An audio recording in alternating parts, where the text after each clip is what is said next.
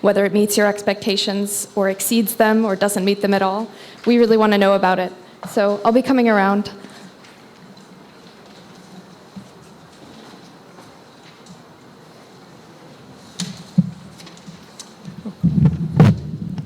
I'm Rob Penzer. I'm the Associate Director of the Helix Center. Before I get to the introductions today, I just have a few announcements of upcoming roundtables. Next Saturday, April 25th, another John Templeton Foundation roundtable, The Changing Nature of Free Will, with philosopher Akil Bilgrami, economist Luis Cabral, theologian Brigitte Kahl, neuroscientist Kenneth Kishida, and mathematician Simon Koken. Then Saturday, May 2nd, Trauma and Its After Effects, Part 1, War and Genocide, with historian Adam Sachs, multimedia director and publicist Gottfried Wagner, psychoanalyst Eva Weil, and journalist Phil Zabriskie. Then on Saturday, May 16th, Humans and Animals, Continuities and Discontinuities, with mind-body investigator Theodore Diamond Jr., animal cognitive scientists Irene Pepperberg and Diana Reese, and still others. I want to let you know about the Helix Center Annual Benefit Dinner, which will take place Friday evening, May 8th. Information and ticket purchases are available on our website, www.helixcenter.org, and we encourage you to follow us on Facebook and tweet on Twitter if you're so disposed. Okay, now on to today's group. When I mention your name, please raise your hand so the audience will recognize you. Patricia Bauer is Asa Griggs Candler Professor of Psychology at Emory University, where she also serves as Senior Associate Dean for Research at its College of Arts and Sciences.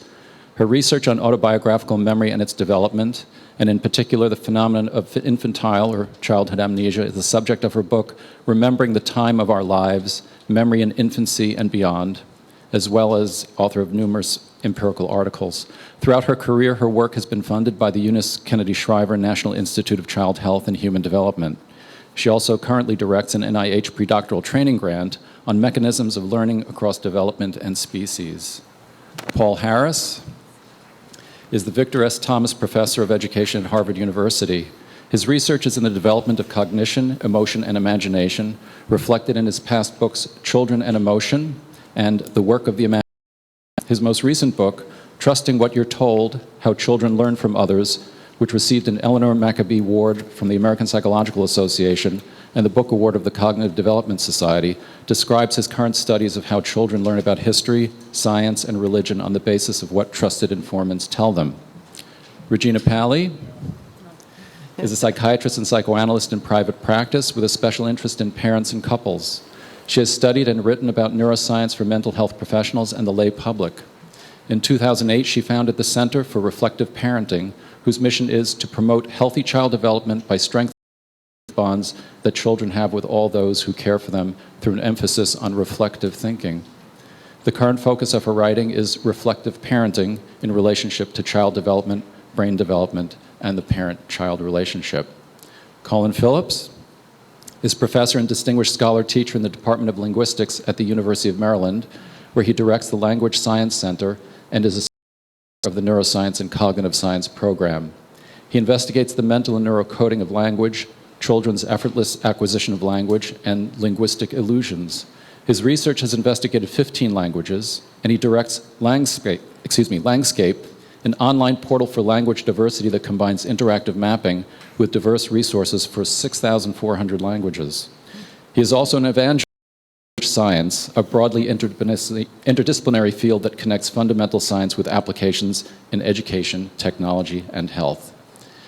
Stephen J. Wine is Associate Dean for Child Analysis Training and Supervising Analyst and Supervisor for Child and Adolescent Analysis at the New York Psychoanalytic Society and Institute.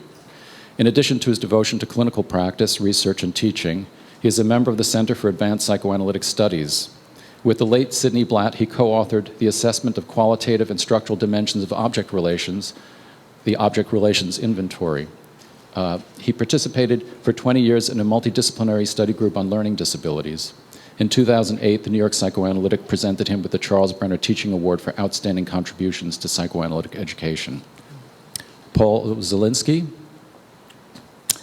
is a children's book illustrator and writer, a winner of numerous awards, including the Caldecott Medal for his retelling of Rapunzel, and 3 Caldecott honors for Hansel and Gretel, for Rumpelstiltskin, and for Swamp Angel. His styles range from Renaissance-inspired oil paintings for his fairy tales to more cartoonish drawings of the recent Z is for Moose. Certain of his books, particularly The Wheels on the Bus, one of my son's all-time favorites, by the way, communicate strikingly well with learning disabled or autistic children. He holds an MFA in painting from the Tyler School of Art and a BA from Yale College, where he was in the first class that Maurice Sendak ever taught. He sits on the board of the Society of Children's Book Writers and Illustrators, co-chairs the Children's and Young Adult Committee of Penn American Center, and volunteers with other organizations that promote books and literacy for children. And now, on to our panel.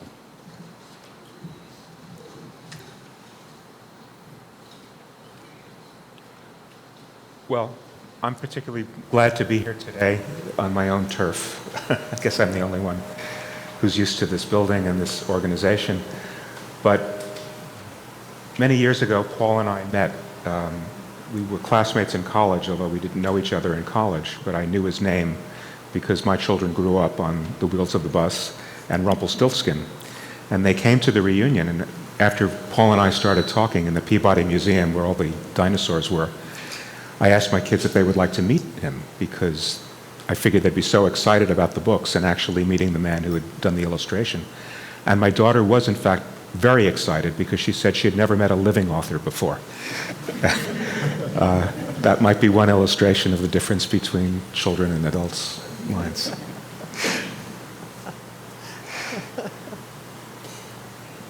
Well, I didn't grow up wanting to be a children's book maker because I had the same point of view. I didn't really know that living people did them, and I had books that were very important to me, but I kind of assumed they were made by dead people. It's largely true, I guess. Increasingly. Well, I don't know if we should just join in, but I'm stimulated to think about I've always been fascinated with why children are so fixated on stories. I used to tell my kids stories, and I could take 9-hour car trips with them as long as I kept up the story. And so fast forward, now that I'm studying about the neuroscience of the brain, I'm writing a book on reflective parenting. So in my research, I came up, there's a lot of research on the importance of storytelling, stories, telling stories, reading stories, talking about stories, discussing stories, in terms of the development of reflective thinking in the mind, and that children learn a lot from their encounter with stories. And even part of their imaginative play is involved in making sense of how the mind works and other people, particularly other people's minds. You know, we all have privy to our own minds, but it's other people's minds that are troublesome. And stories and telling stories seems to be a really important component of child development for that reason. Is that different from adult the patterns, the importance of stories? You know, stories seem to be the way advertising agencies glom onto people's, wish to buy things. Everything, it gets better when it's attached to it. It is. I think we're all drawn to stories because we can personally relate. But theoretically, an adult's mind should be developed by now. And the child's mind is actually developing in relationship, and how they will discuss stories and what the points are that they're able to comprehend will be different. It's just a developing process. There was a neat study published a couple of years ago, I think. It was done here in New York. And they got the adult subjects to read fiction. And after this brief dose of fiction, they tested them on various psychological insights. And the people who'd read fiction, George Eliot as opposed to John Grisham, say, did better on these psychological insights. So even adults have room to grow under these circumstances. Yes. And certainly one of the most important functions of stories are stories about ourselves and about our families and about the people in our families. And it's through those stories largely that children come to establish that sense of self, that sense of self as separate from but related to others in the family. And those stories form the core of our autobiographical or personal memories that obviously are very important to us and that we hold most dear. So Patricia, can I ask you a bit more about that? Because you've done so much research on infantile amnesia and the sort of recovery from it, so to speak? Recovery from it? Actually, thank you. I refer to it as the onset of childhood amnesia. We often think about childhood amnesia, that as adults we have difficulty remembering the early years of our lives. And often that's talked about when we start to have autobiographical memories as the offset of childhood amnesia. I actually think conceptualized the other way, that it's the offset when we begin to retain those stories. We're always, those stories, those events, those memories, we're always forming them, even infants. We were talking about your 10-month-old grandchild. Your 10-month-old grandchild is forming memories and retaining them for short periods of time. And it's as we become able to retain those memories over longer periods of time that we see the offset of that childhood, or the onset of that childhood amnesia. And that's one of the centers of study in autobiographical memories. Why that even though children are forming memories, that we as adults have difficulty retaining them. It's one of the great mysteries in the memory research literature. So can we probe the mystery? Because, absolutely. I suppose if we look back at the last 20 years of research on infants, there's been dramatic evidence of how smart toddlers are. I mean, 9-month-olds, 12-month-olds. You give them a social scene, they can work in kind to whom, who's been nasty to whom, and they prefer the person who's kind and so forth. So in some sense, they have all the intellectual or cognitive equipment to lay down a little narrative in their growing brain. So that makes it all the more mysterious that, in fact, virtually none of us have memories from our first of life or even our second year of life. Right. There's growing evidence that what accounts for this amnesia is accelerated forgetting. So as you say, very are forming memories. They're able to create a representational trace. They're able to use the same brain structures that we as adults use to form those memories. But the immediate experience, cognitive work has to be done to turn an immediate experience into an enduring memory trace. And the neural structures that are responsible for that transformation are very slow to develop. And I talk about this as kind of a leaky sieve, that as infants, certainly they're forming memories, but a lot of the information that makes up a memory representation kind of leaks out. And it leaks out more rapidly than it does for adults. And there's actually there's a growing body of literature demonstrating that forgetting that we think is therefore accounting for the loss of those memories that are formed and are held on and retained for some period of time, but then ultimately become the victim. They fall victim to the amnesia.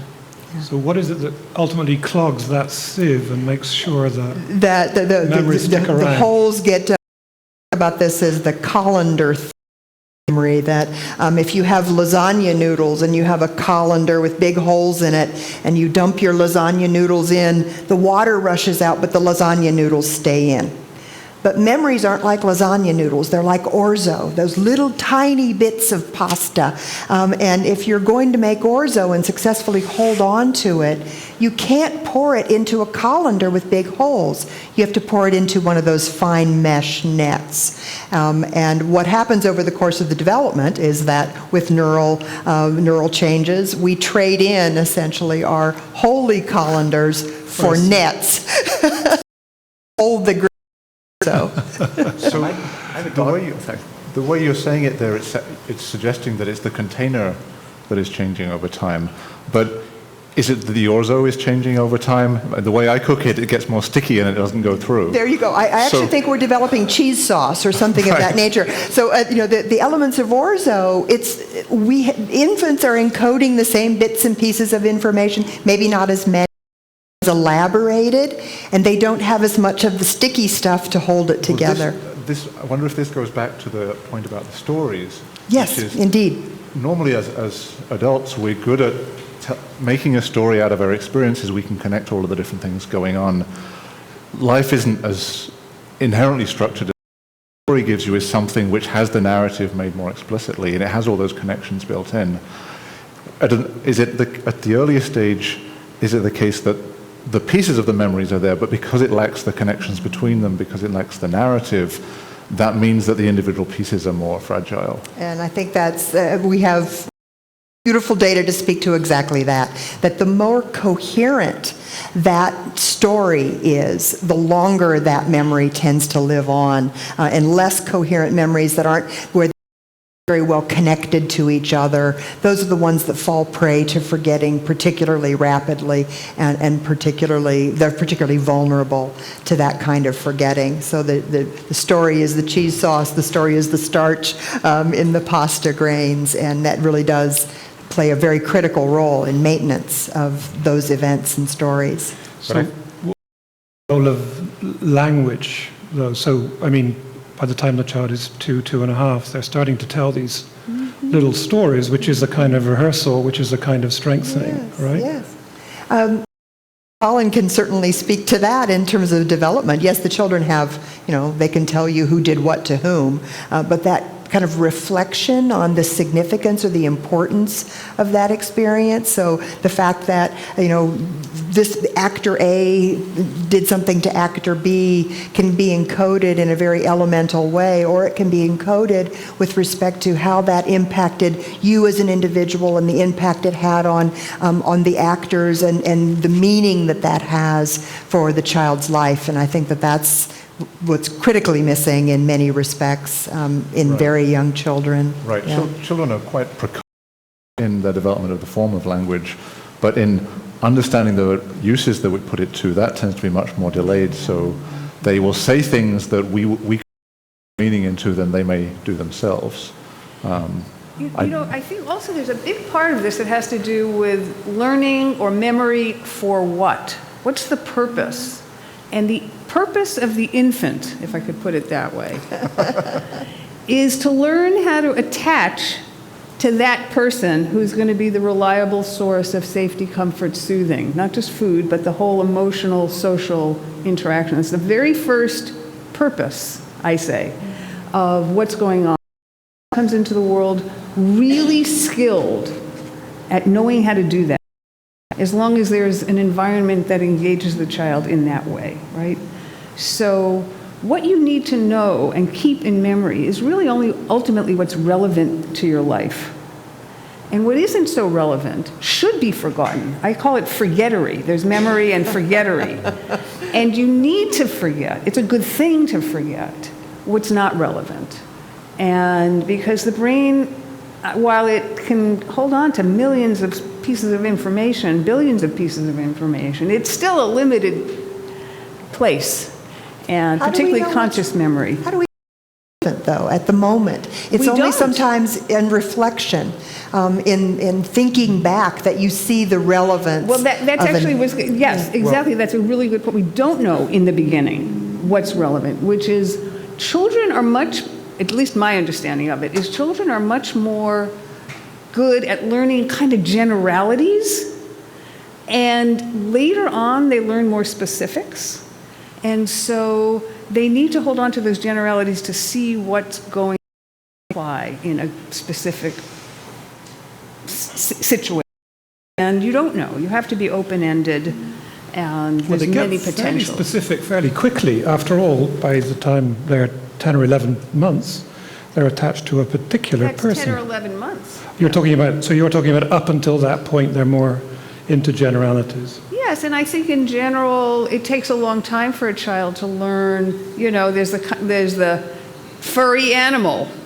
First they learn furry animal before they learn kitty, sheep, bunny, That's what I mean. And that there are categories of experience that apply in a very general way, which is, I think, one of the things children are kind of learning and playing with. But So they can stay open-ended, yeah. But one thing we know is that memories are not necessarily accurate, That's and that memories change as they're needed or not needed. So clinically, if we can get one story from a child about his and told with great detail and specificity about an event, when we talk to the parents, they say it actually didn't happen that way. And one of Freud's most moving and I think important papers was on screen memories. I don't know if you're familiar with that, which is the of a childhood event, which has a very specific quality of being very, very clear. And often the person who's remembering this doesn't remember seeing it through his own eyes, but remembers observing it as though he were watching something else happen. And what makes the paper so moving is he talks about his own memory of an important event in childhood and what it means for his adult experience. But I think clinically we see this all the time with kids. I think part of what they remember is what's useful in explaining something right now. I made a mistake, I was mistreated, I didn't get something that other kids got, and might not have happened, but it's remembered with absolute clarity.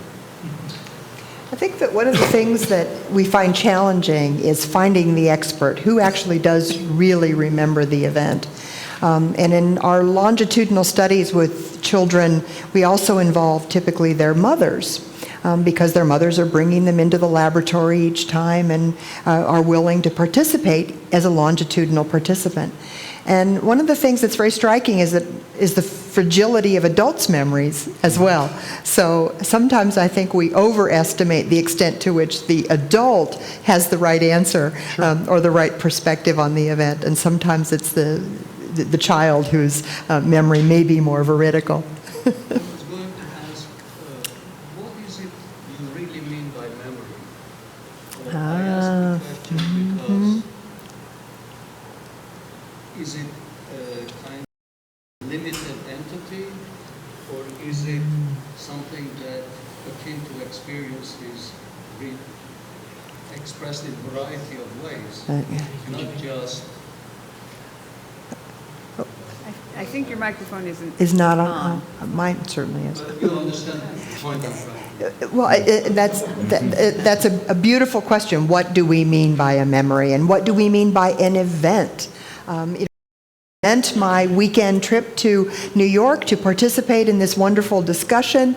Is the event picking up this bottle and taking a drink out of it, right? To what extent, where we parse the events is also something that we know very little actually about how we parse events, and what's the beginning, the middle, of an end of an event. And again, as you sometimes reflect back, it's the beginning of that relationship.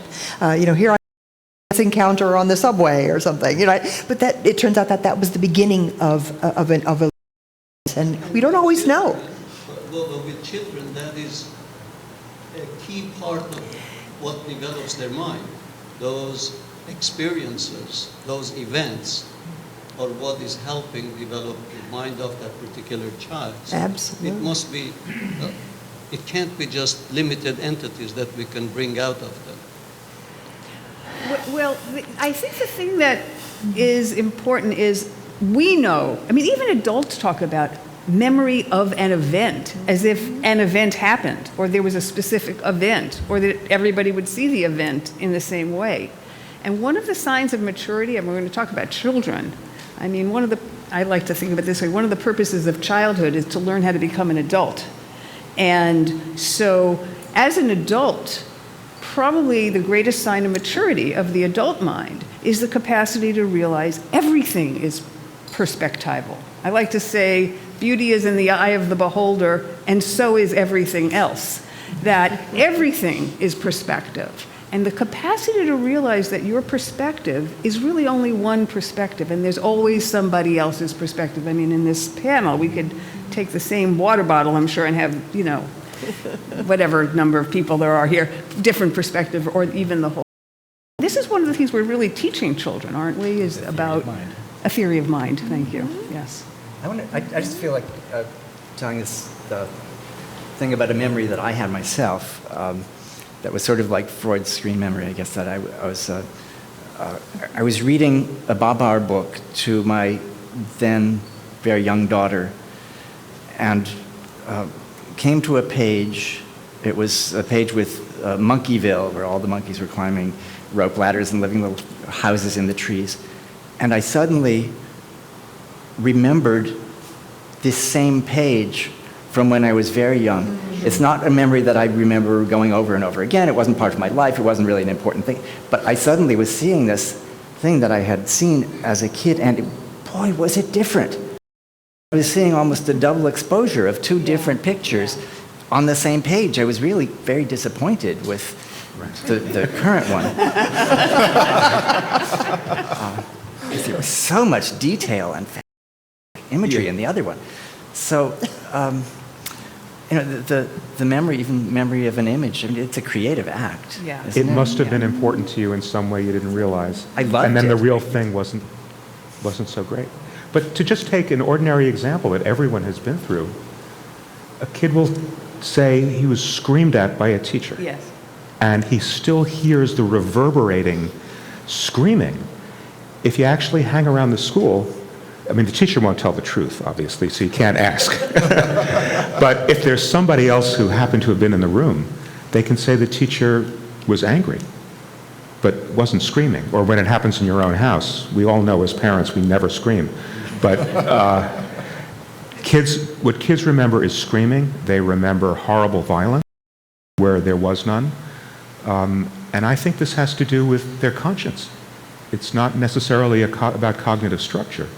It's that in what we call early latency, from, say, 7 to 10 years old, kids have a very primitive conscience. They're very afraid of doing something wrong and getting hurt and being in trouble.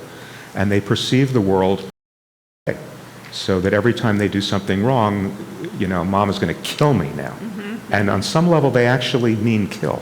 Yeah. And And they might remember it that way and remember that for the rest of their lives. So we have to be very suspicious of reports that we get.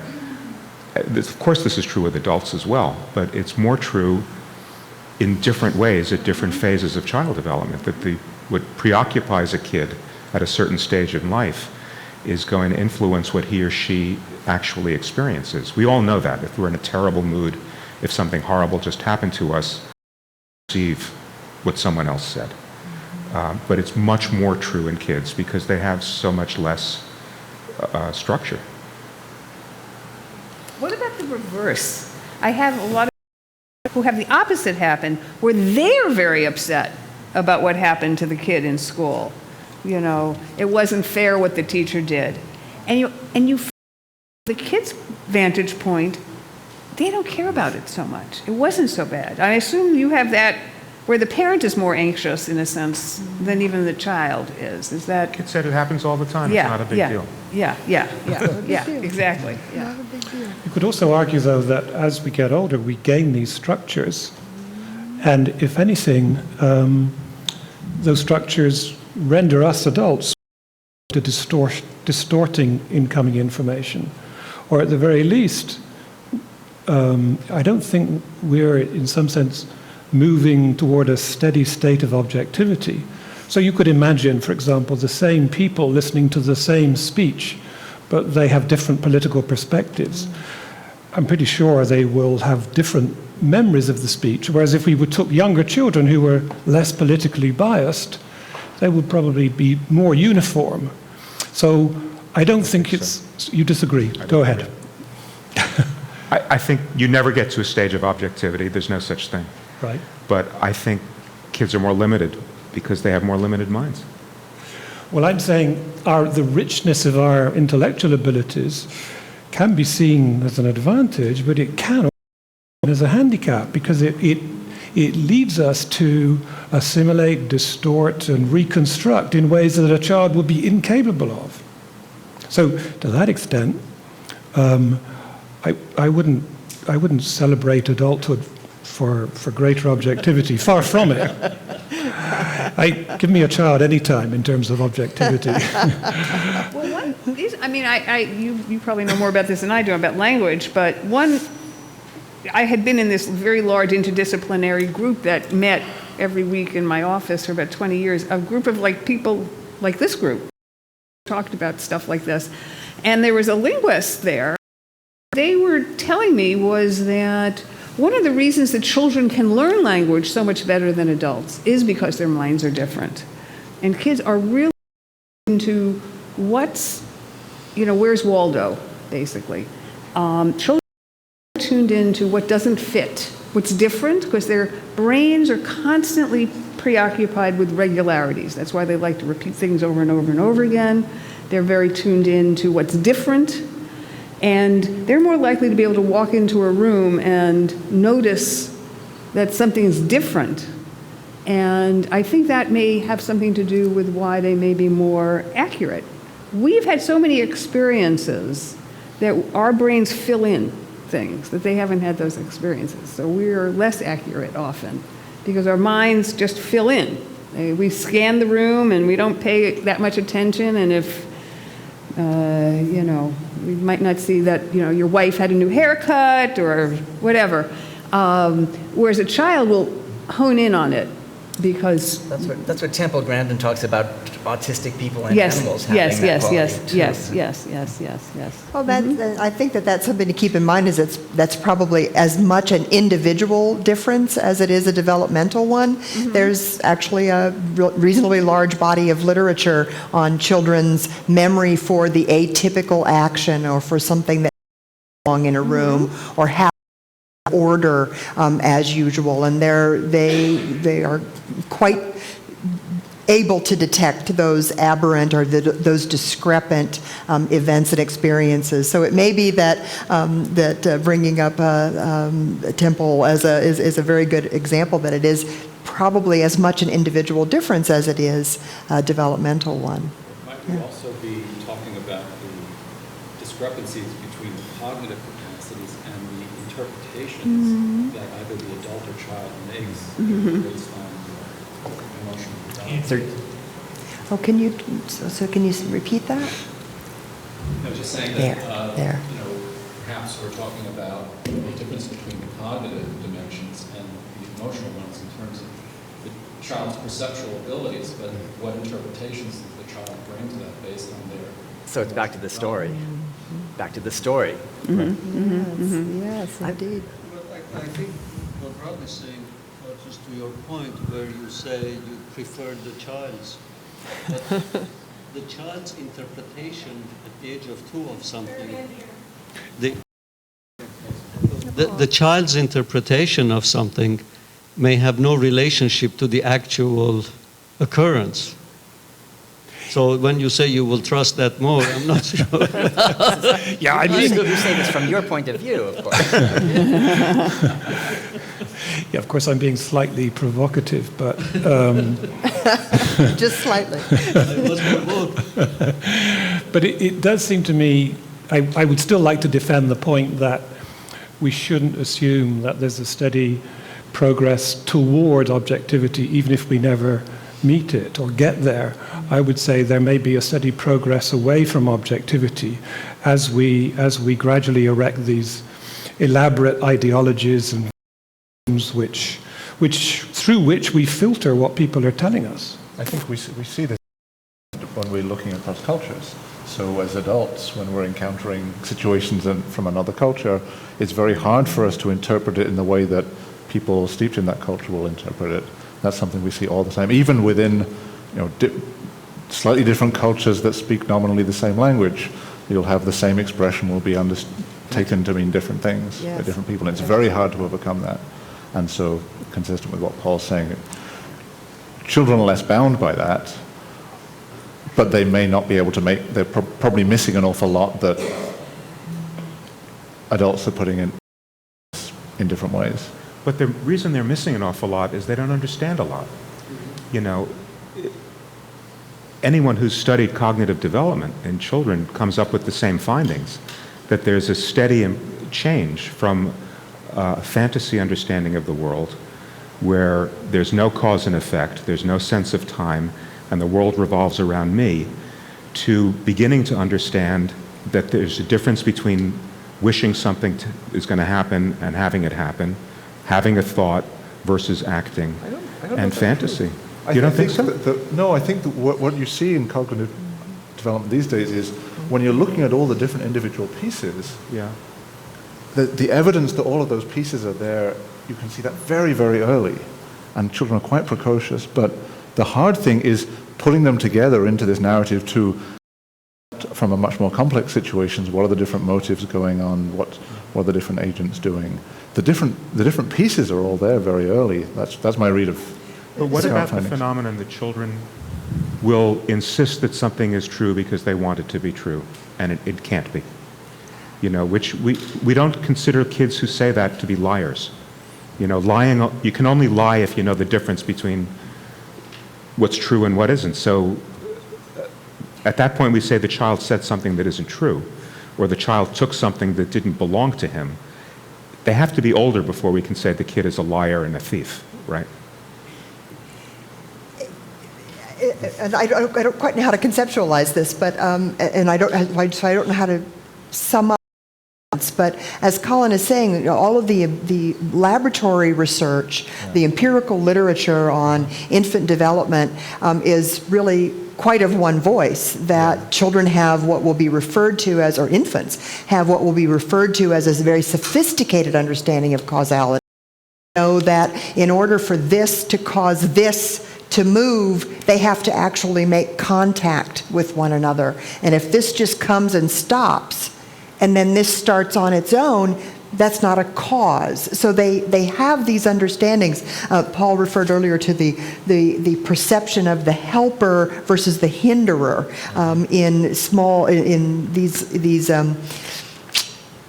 elemental visual events that are staged for infants. So there's something between that infant perception and the child's declaration of how they're using those bits and pieces of information. But the basic cognitive elements, the basic raw materials are evident very early in infancy. And whether it's the together or the contextualization of them in the real world complicated interactions that people have, both. But I think it's based on the empirical literature. I don't think it's the best characterization to say that it's lacking. It's there in some form. But what's your understanding about why it can't be used until later? If it's Colin? That's the really hard thing. You know. So there's a very clear contrast. So take famous findings about children's difficulties in reasoning about false beliefs, for example. Yeah. It's very robust and very clear that even through age 4, you're going to have trouble with that. Right. And that's as true as it ever was. What makes it all the more interesting is that now you can demonstrate that, was it 8-month-olds, 12 months? It's all in the first year. Yeah, late in the first year of life, you can show that there are key elements of that place. That doesn't change the fact that the 4-year-olds are still as hapless as they ever were. Right. And so it's something about putting that into use, and in more complex situations, which is the real challenge. Well, I think that's true throughout development. It's not just in infancy. I mean, you see teenagers. You can measure teenagers' reflective function, and it's as high as adults. Just they can't use it. Or they choose not to. They choose not to, and it's considered to be somewhat related to brain connectivity, because the brain doesn't mature until we're in our mid-20s. And so having a capacity and being able to use it in the appropriate context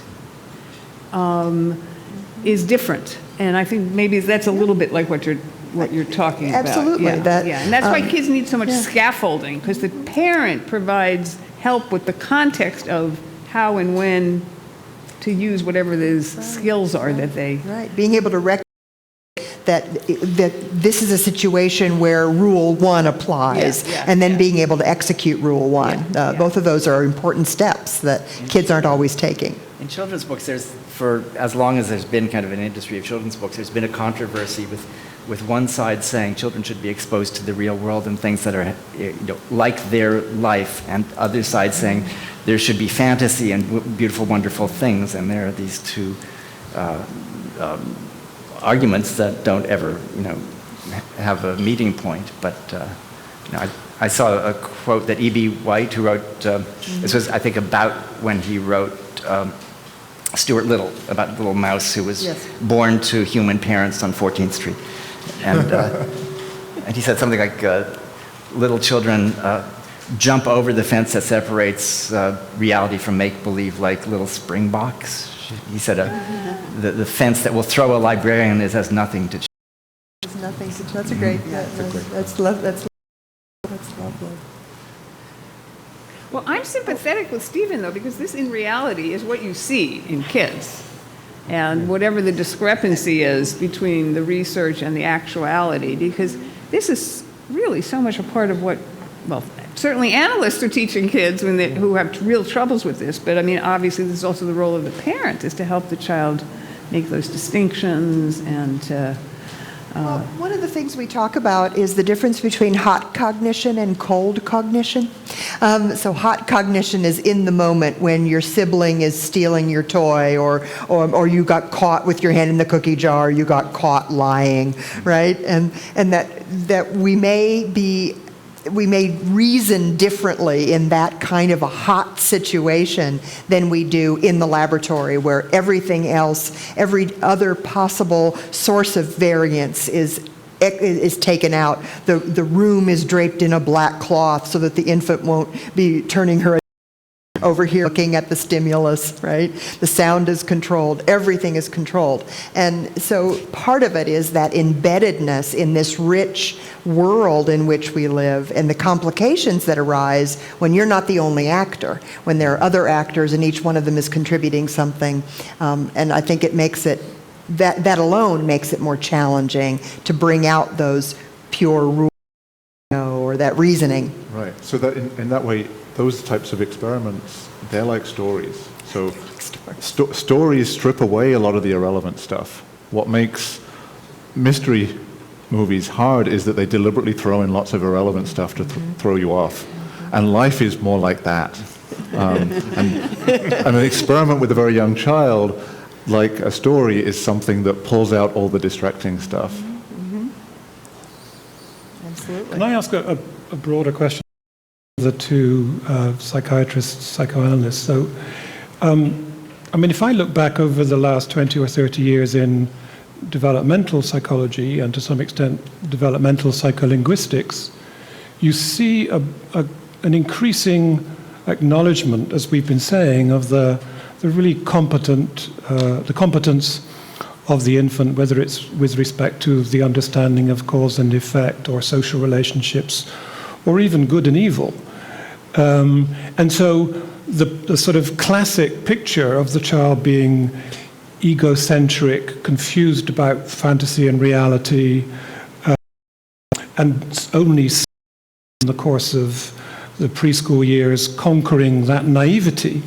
I mean, I think we've moved away from that somewhat negative portrait. Now, having said that, there are all these complications about, well, how to reconcile child's behavior under these circumstances with the child's behavior under these other circumstances. But nevertheless, there's been a pretty big revolution, and we're much dazzled by what young infants and preschoolers can do. Are you saying to me that in psychoanalysis or in psychiatric theory, nothing much has changed? You still assume that there are these deep irrationalities, these deep naiveties, these deep tendencies to deny reality? Well, I would say this is back to the question of why is there such a difference between what's found in basic research and what we experience in real life. And in clinical work, we deal with the kids the way they present themselves. We don't have the opportunity to study their capacities. So, for example, if there's a study that shows that teenagers have the same reason as adults do, nobody would want to live in a world run by teenagers, right? Because something else gets in the way. I don't run by adults, let alone teenagers. That's hard enough. And it's an idealized version of adults, because most adults don't function on that level either. But there are other issues that gradually change, right? The kind of self-centered impulsiveness and fear of one's that characterize teenagers softens and changes. It might not change 100%, but it gets a little better as people get older and more tired, right? But we also see in adolescence people committing themselves to all sorts of ideologies, extreme political movements. We don't see young children doing that. Well, I think psychoanalysis, fortunately, has embraced all of this science. In fact, psychoanalysis, I mean, Ed Nersessian is the, one of the best examples of this. Right. And that psychoanalysts are embracing neuroscience, child development, all these factors.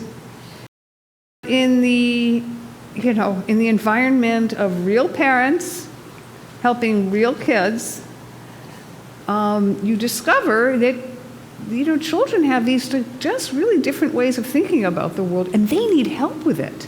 They need support. When a child thinks, the teacher hates him, and that the teacher actually really does hate him, if that's the child's experience, that child actually really needs a supportive environment to help them see it differently. Does it change the way in which you react to the children's needs? So if there's a difference between the capacity not being there and the capacity needing some help to make its way through all the other obstacles, does that have any impact on what you do to help the children, or does it in the end not make a difference? It's a good question. I haven't had that question before, but I would hope it would. I mean, we now know that children have this incredible capacity for empathy, even. It was something we didn't think about before. And so I do think it has influenced how we raise children. If I understand that what the discussion is going in the direction of that, in a way, we've been underestimating how much little children, infants, I don't know if the word is understand or are capable of, but how much is different? In other words, what's the other side of that? Because obviously children are not the same, are not thinking the same at the age of 2 as they will at the age of 12. So what is different? What changes or the direction towards adulthood?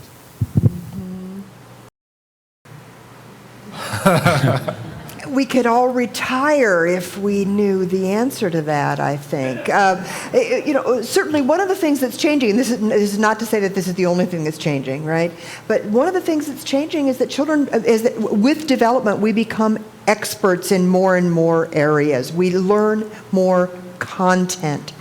And things that we can't underestimate the extent to which children have, in some cases, some very maybe sophisticated-looking reasoning abilities, but they have much less content over which to use and apply those reasoning abilities. They have many fewer experiences. They don't have the political indoctrination, and therefore they don't know the way the political beliefs hold together. Politics maybe is way too old, but even the politics of the schoolyard. They have less understanding of relationships. They have less content over which to apply some of these fundamental cognitive operations. And as I said, that's certainly not the only thing that's changing, but it is one of the things changing. And we do see that when children are experts in a domain, their reasoning looks more adult-like than when they are the novice in the domain. And that's even when the adult may be the novice and the child is the expert. And what you'll see is in that particular domain, the children actually can outperform the adults. You take them out of that and they look just like a kid again. But within that expertise, they're able to use some of these higher level, higher order cognitive processes. The other thing is executive function, I would imagine, would have to play some role in this, that, you can have an ability, but if you can't control impulses enough to be able to display that ability, then I would assume that has some. So I think maybe you're correcting a misconception of mine. I took my grandson a number of years ago when he was around 4 years old on the subway. And so we went to the subway and I said, we are going to take, and he couldn't figure out what's the difference between the subway and the express. So if I understand you correctly, if I had, prior to taking him there, explained to him that the subway is a train and it has one level, it's local, and then you go down and it's express, that if I explained to him, he would have understood and would not have asked that question. Whereas I thought he didn't yet have the ability to conceptualize the notion that a subway can be express or local. I think that's a very good example. And we could actually do that experiment. That would be an easy experiment to do, but I think that's exactly right. That we make a lot of assumptions about what other people in our world know, and most of the time we're pretty accurate about that. And it's when we misunderstand what someone knows that communication becomes very challenging. I find actually when I do things for little kids, and I also go to schools and I talk to them sometimes, and my wife is a retired teacher. She was for a long time not a retired teacher, but a teacher, and she would help me out a lot of times on if I was going to say this or had done something in a book or with kids, and she'd say, well, you said this, but they thought that, and it was the most difficult and interesting thing for me to learn what was what I wasn't thinking through, what I was assuming that kids just didn't have the content knowledge to know about, but. And that's sort of one of the most difficult things about, or specialized maybe things about being an adult dealing with children, is realizing what it is that you should know they don't know, how they're going to misinterpret obvious things that you say in some creative way. This sort of thing happens all the time. So I can give just one example. This is something that happened at home yesterday. So when there take lots of verbs that talk about different things we do. And you can hit the table, or you can read a book, and eat is also a transitive verb. You can say I ate, right? But when you say I ate, it doesn't just mean you ate something, right? It means you ate something appropriate to a meal time, right? So yesterday, my daughter, who's 13, came home from playing with her friends, and my wife said, "Did you eat yet?" And she said, pretzels. And I was very impressed with that, because what that showed is the understanding that to say yes to that would imply the declaration that she had eaten an appropriate to a meal, and she recognized that pretzels wasn't. And in that dialogue, that showed the kind of sophistication that we normally take for granted, but things like that are buried in everything we do. It's a great example. Did you ask her if she took a shower? 2 weeks ago. And it also shows a sophisticated level of reflective thinking, because it implies that your wife understood what she meant by pretzel, Yes. and that she knew her mother would understand. So in that brief communication, they had an amazing amount of understanding of how the other person would perceive what they're doing. And that's what makes things so hard for younger children. So understanding literally what was expressed there wouldn't get you anywhere. Yes. And a lot of the problem that you have with young children is in some ways, they're very sophisticated in terms of what they know about what are possible things to say, but all of the additional things that go into understanding the motives of what is said and what is not said, that's the sort of thing where kids seem not to be that precocious. Oh, okay. And it's because that's good to know that, because I think that helps some of this discrepancy. They don't understand the motives. They're a lot more literal or that comes concrete. step by step. There are different parts of it. You can show that some of those abilities are there if you put kids in the appropriate setting. But we do this all the time very quickly without even realizing what we're doing. And that's where there's huge opportunities for misunderstanding. So a related example of this, which is that from time to time when my children's friends have come over, I've indulged in ironic remarks. Since you and I are English, we know we are tempted to do this from time to time. And my youngest sons turn to their friends and say, "Oh, he's just, don't worry, he's trying to be funny. He's just trying to be ironic." So, yes. But the feeling is mutual. I didn't know what the structure of this roundtable was going to be, so I've been collecting children's jokes for the last few weeks in a very scientific way, interrupting sessions and making it seem like it was part of the session to say, "What's your favorite joke?" And I made a long list of these, children at different ages, and they're very different and they're very predictable. At which ages certain things are very funny, and they change over time. I'm not going to tell any of them because none of them are funny to an adult. But these kids... Some of the more youthful among us may...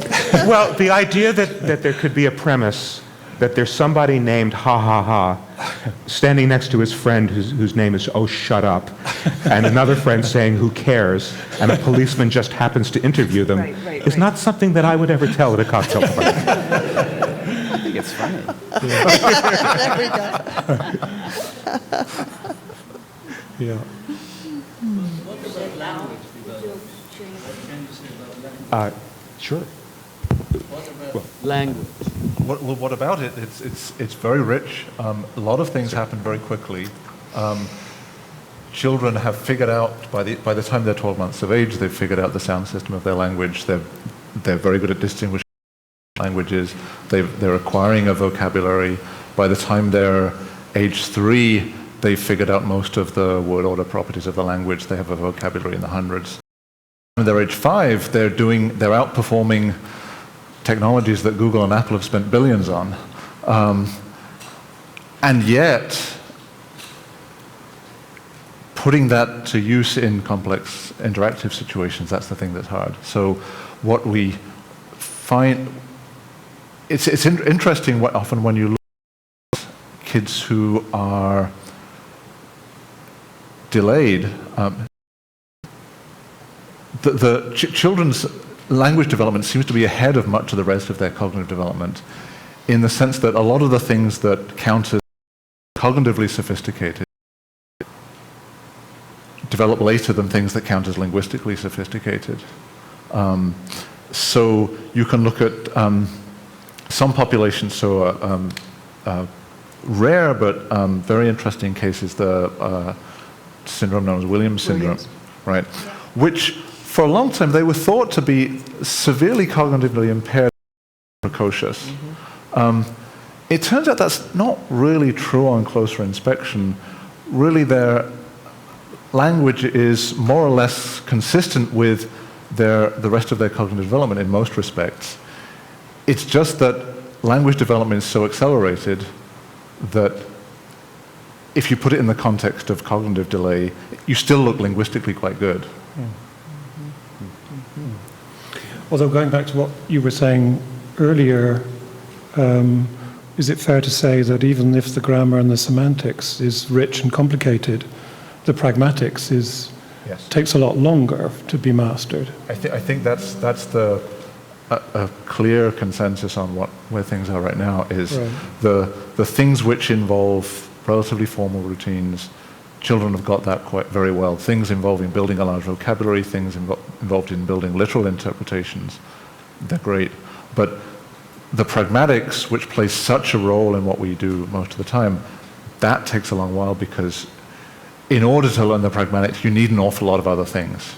You can learn a lot about language without being that cognitively developed, but to get the rest of it, you need the rest of the structure to be in place. Right. So, but back to young babies again, though, I've been recently really impressed by some work, a lot of it going on again in New York, where there's an infant watching two adults, or it could be two cartoon figures, but at any rate, the infant is merely a spectator, and the infant sees this person, for example, showing for a particular object in front of her, and it might be out of reach. And this person then vocalizes, and the child watches as the other person either responds appropriately by handing her the object she prefers, or responds inappropriately by handing her, as it were, the wrong object. But what's amazing about these studies is that these 10, 11-month-old infants seem to grasp that how communication works, even at that age. Mm-hmm. So they don't necessarily have any words themselves. It can be indeed a nonsense word that this speaker utters. So I'm wondering if you have any thoughts about the extent to which, so I guess put it this way, my working assumption for a long time, children gradually work out what communication is for insofar as they engage in it. They discover what a handy tool it is, so to speak. But here we see these infants sitting back, being a spectator, a third party, and yet grasping the cognitive consequences of the information the audience has received or the interlocutor has received.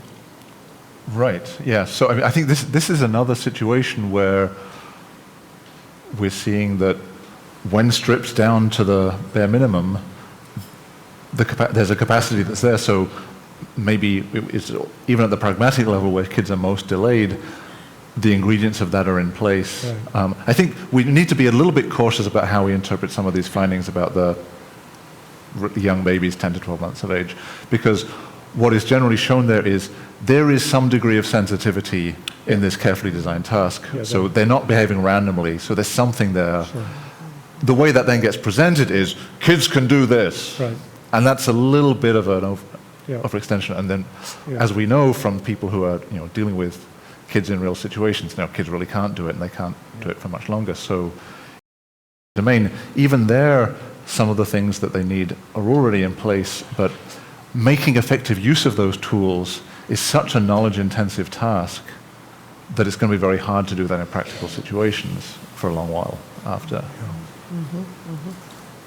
And I think what we haven't got to in the science is so much working on how do we take those basic skills and then work towards scaling them up to other things. A lot of the action has been in showing, wow, kids can do these amazing things. A lot of people have built careers on showing kids are geniuses. And that, there was a nice piece in The Onion 5 or 6 years ago which headline, newsflash, baby. And it's sort of very informative because, yes, we know that babies are limited, but there's, you're not going to get saying, by the way, babies aren't very smart. But how to go from these sort of pieces of genius that they have to putting that to use in practical situation, which is where we are now, and that's going to be a long, hard job. And one of the problems that we have is that tend to be, at least in the scientific literature, there are people who study infants, and there are people who study children. And that transition, as the infant becomes a language user, as the infant becomes able to direct her own action and to locomote independently, and all of those accomplishments, we have a dearth of information on what happens in the second and third year of life, basically. Right. You have the infant studies where the baby will sit and watch, right? And then you have the verbal studies where the child can actually be counted upon to listen to an instruction and respond appropriately, or not, right? But at least they can listen to the instruction and make a verbal response. And there's that territory in between that is really still not well researched. And therein is going to lie some of the answer to these paradoxes of this early competence and later lack of performance, essentially. About the nonverbal. The baby is mostly nonverbal. And so what influences do you think that plays on the development or how the infant is experiencing the world? Because I'm thinking about your example, and I'm thinking of, like all the nonverbal cues that would cue into what's going on in that situation. The baby only has the nonverbal, but we go pretty far in our communication with people with nonverbal. So I'm just wondering how much information can be gleaned in that kind of a situation from nonverbal versus verbal. I don't know. And one of the ways that people have come about that, attacking that very question, is through comparative research, where you ask whether capuchin monkey or whether a rhesus monkey or a chimpanzee or a dog. Increasingly, we're seeing the literature on dogs as comparative subjects. And that's one of the favored ways that we go about addressing those questions, because there you don't have even that latent capacity for language that you're considering. And some of these abilities, I actually don't know if the helper hinderer has been done with a non-human primate. Do you know, Paul? Me neither. Yeah, I don't know if it's been done, but my guess is that people's family pets, in some cases, might be able to solve some of these problems based on exactly some of that sensitivity to where people are looking. Dogs do joint reference, where if I look at this and then look at you, right, sharing that reference, and people's pets, dogs, will solve that task. And that's obviously critical for understanding these kinds of interpersonal situations of what the person wants or is trying to accomplish. If you don't have that component ability of being able to understand that this is the object for both of us, you're not going to be able to solve that problem. So I actually don't know what the comparative literature says, but that's one way that I've tried to answer those questions. Yeah. So, pursuing that theme then, the comparative evidence, I think, is certainly, setting aside dogs, since they're a somewhat special case, they've lived in human society and been selected within human society for a long time. So if we take chimpanzees, I mean, one of the differences, I think, important differences between chimpanzees and human beings is that chimpanzees don't really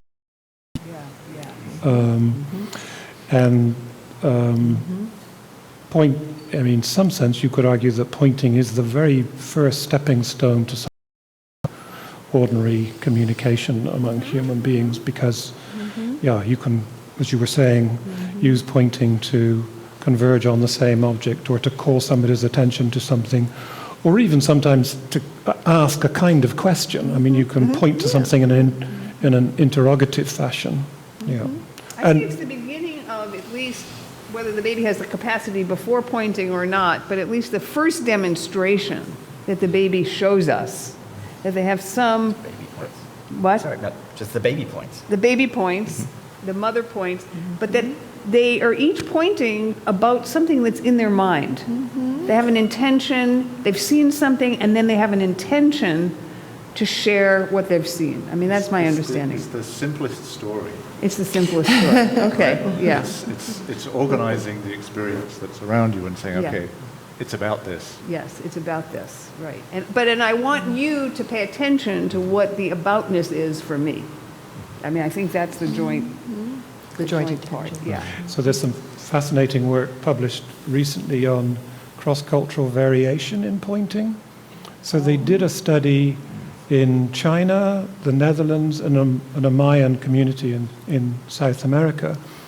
And all they did was to ask the adult to carry the toddler into a room with various interesting things hanging to look at, so to speak.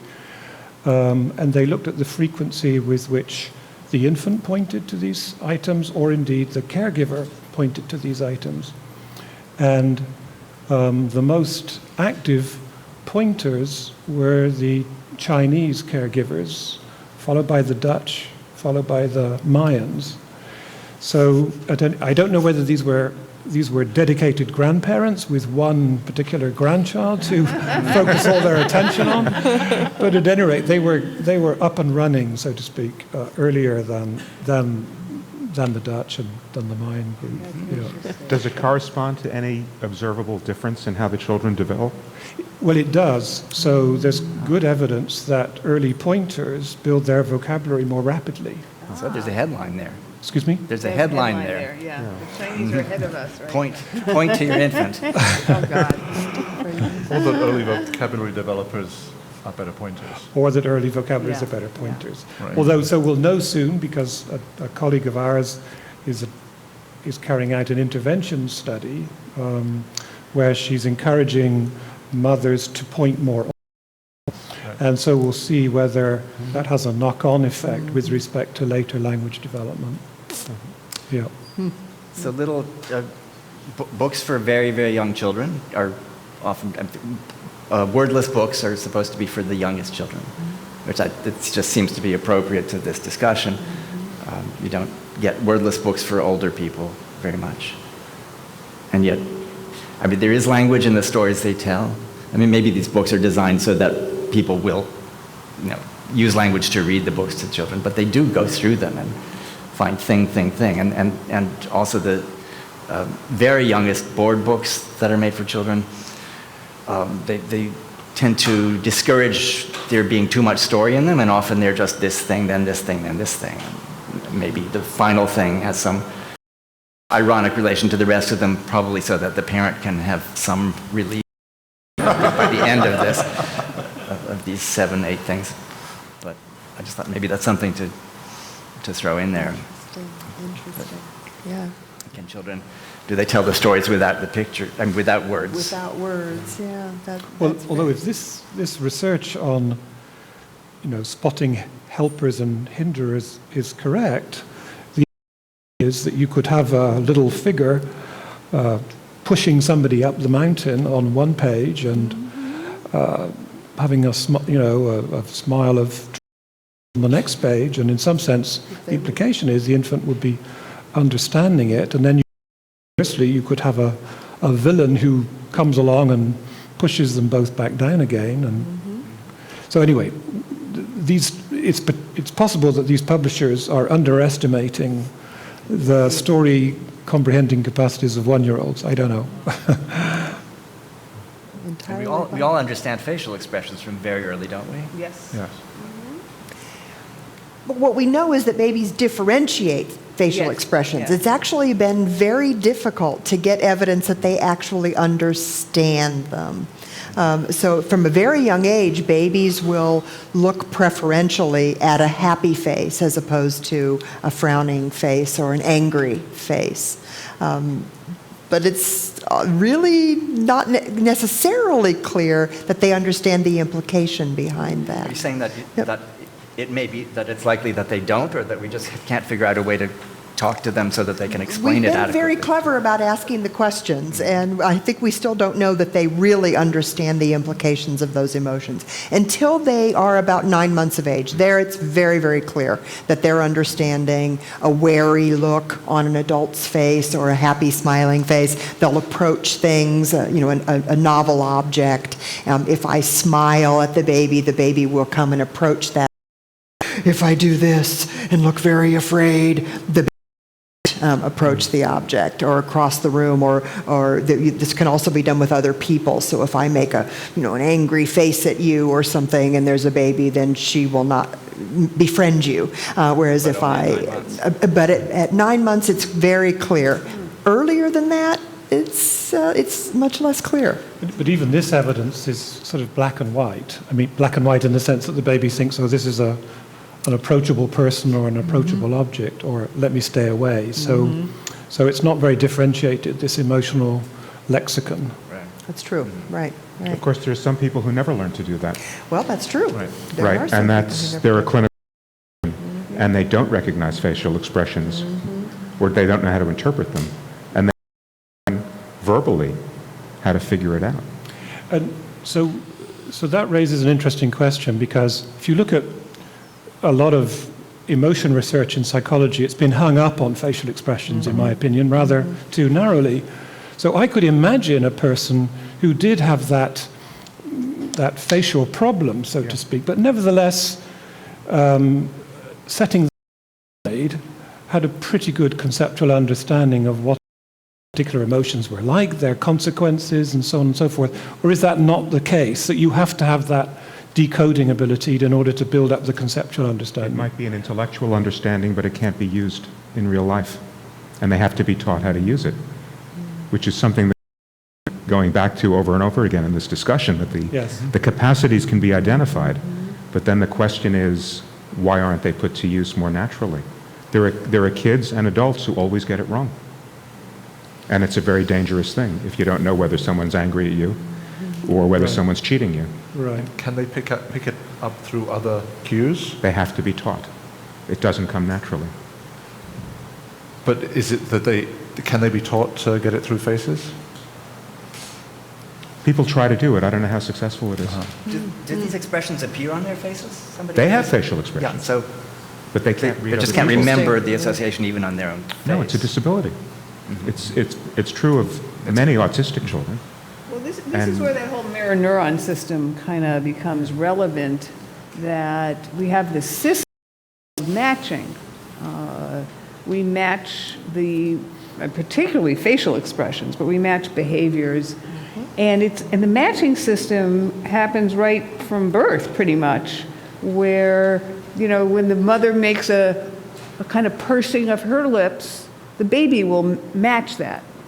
And this expands and, to facial expressions. But what happens is our own body is connected to our whole body physiology. So my facial expression is just the outward manifestation of some emotion I'm feeling, unless I'm deceiving you.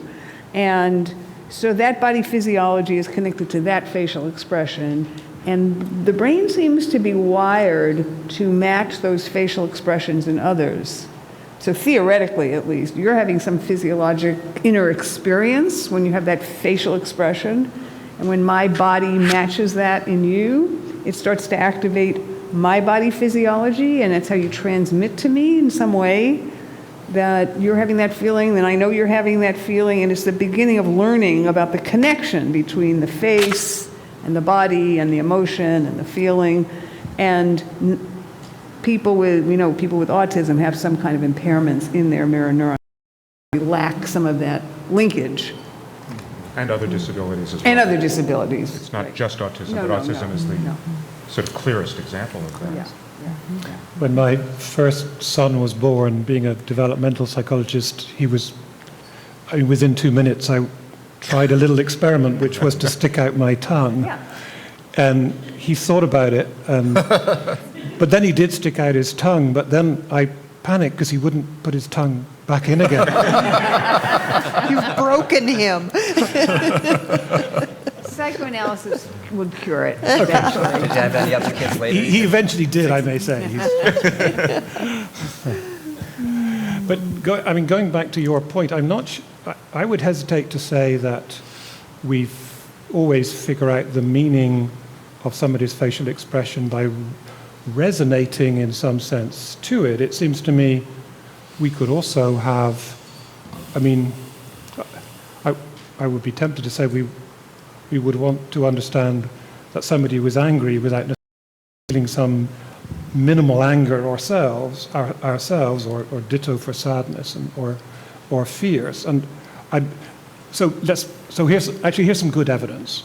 So we were talking about empathy a moment ago, and you do see in the second year of life toddlers being quite empathic. So if even a parent or a sibling is in distress, they will sometimes go over and pat and hug. But you don't necessarily see them showing distress themselves. It's as if they recognize what the distress is, but it doesn't require some kind of mirroring of the distress in order for them to behave appropriately. I think the excitement about this notion of mirror neurons has in some ways been an impediment, because I think one thing that is important is understanding connections between things you're seeing out in the world, how that relates to things that you do. That's obviously very, very important. People went crazy with the idea that there are these little cells that solve the problem. And the message that I think we've got through all of this discussion is making all these connections is much more complicated. Yes. And putting the blame on just there's some little tiny piece that suddenly solves that trivializes the problem, I think, and probably stands in the way of figuring out all the complicated things you actually have to do to do this successfully. That's the harder part. I mean, the notion that you have things that are shared between speaking and understanding, right? Well, we've known about that for thousands of years. That's called words, right? A word is something which is the link between things you say and things you understand. And what we're talking about in all these other domains is, you need to understand the connections between things you experience and things you do, and it's kind of hard. And there's not a single piece solution. So if it's okay with you, I'll ask the audience for questions. You have to get. I think my voice is loud enough that I won't need the microphone. No, it won't record. For the recording. Won't record. I'm sorry.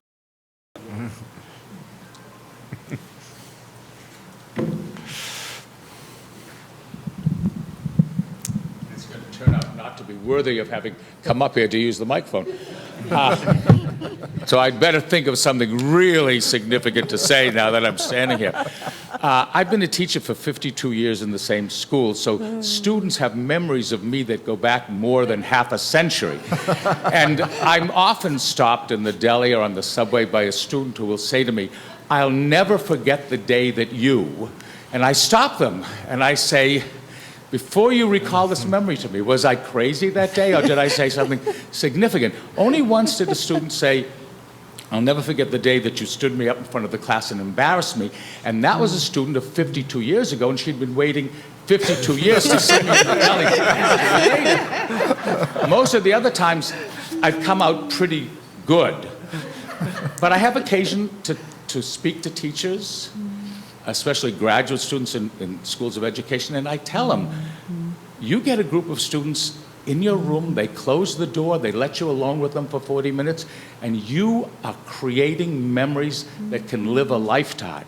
And you will forget those experiences, but you'll be amazed at how many times you will be reminded of something you said or did that you've forgotten decades ago, but have lived on in the memory of somebody else. Scary. The other thing I want to say about the kid who goes home and says, "The teacher yelled at me and threw me out of the room," when the teacher reprimanded that student in a mild voice and then just opened the door and said, "I think you'd better go out because you're disturbing the class."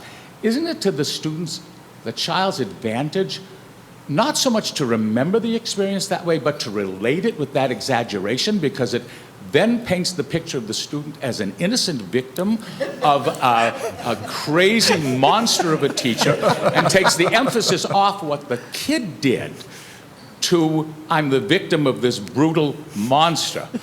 And since I have the microphone, there's one more thing I want to say. You talk so much about amnesia, and I wonder if we're living through a different age now, because every parent and grandparent has a cell phone, which is a high-quality video camera, and is constantly recording every second of a child's. In my day, I'm sure that there are so many people in this room of a certain age who have very few snapshots of themselves as children, let alone videos. And if the videos were on 8mm film, they were black and white and silent. But now everything is being recorded constantly. So more than at any time in the history of humanity. So does that take the place of the need for memory? Do you really have to remember anything if everything is recorded and instantly playbackable? Right. And then when you see it years later, it's not so much that you remember being there and doing that and saying that, as that you have concrete proof that it happened because you're watching the recording of it. So that's what I have to say. I actually, thank you so much for that. I actually think that we are creating a society, probably a world, of people who are going to have fewer memories for exactly this reason. It's going to be more and more difficult to be able to separate what is your memory, what is your internal recollection and your internal representation of that event relative to the thing that you saw on this disembodied, this little rectangle that you carry around. I actually think it's going to have, I think we're destroying our culture, frankly, with all this, but I think it's going to be more and more difficult to separate what is my memory from what is an external representation of that event. But when people started writing letters, couldn't there be a similar form of anxiety about the extent to which, narrating some experience to your family members interfered with the pristine memory you had before you started writing the I think possibly letter? the difference there is that that's your output. So when I'm writing a letter, I'm writing about my own internal representation as opposed to looking at something that is physically separate from me, and then there are these actors in it, and one of those actors is me. I think it's a different representation, and therefore I think it will have different implications. But it's a great question. I mean, the opportunities to rewrite what happened are so great when you can Manipulate, when you can Photoshop. I don't remember exactly, but I remember hearing or reading about that exact anxiety when writing came into existence, that it would destroy, Homer, you would memorize the entire Odyssey, and now you don't have to anymore, and culture will, crumble, and maybe it did. But I do think that was an anxiety brought up, yes. That's interesting. But I think memory has an important emotional function. Almost every parent who comes to me with a child who's having trouble says, I never, ever spoke that way to my parents. I'm not so sure they didn't. And I had occasion a few years ago to see some old home movies of my early childhood with my sisters. And I think the three of us would say things that we saw in that film could never have happened. I certainly never treated my sisters the way these fake movies show me. That's great. Thank you Thank you very much. I'm getting back to early childhood education myself at a time where people my age would be retiring, so I've been struggling to try to figure out, how an adult functions, for a lifetime. Because I was taught to be infantilized, that's the secret to success. But anyway, I'd just like to share, first of all, I have a little video on YouTube called No Adults Left Behind, where I have 5-year-olds who live on 200th Street who talk about life with more understanding than adults. What makes you happy, sad, why do people lie, cheat, and fight? But the 5-year-olds answered, and I asked them, what would your gift to the world be? 5-year-olds were able to say, my gift to the world would be everybody should share, people should help each other, be friends, get along together. A little girl looked very sad, everybody should stop fighting. So 5-year-olds can manage to put it together. It's the emperor's new clothes, the child is the father of the man, things like that. Also creating my educational launch, it's called Eye Openers and Mind Openers, to help kids with attention learning disabilities build their ability to focus and pay attention naturally by doing vision-based eye exercises. So this other thing, the developing brain, which is still new to, the fathers of compulsory education and all of that. Like, for instance, Oliver Sacks, in his book, Seeing Voices, it's all about children who are brought up. A lot of deaf parents have normal hearing children. But they learn sign language first, which is a more natural way. Our ancestors learned sign language before we learned to talk. So when children have been trained that way, he says, it's also laying down the neural pathways with which language syntax is based in your head.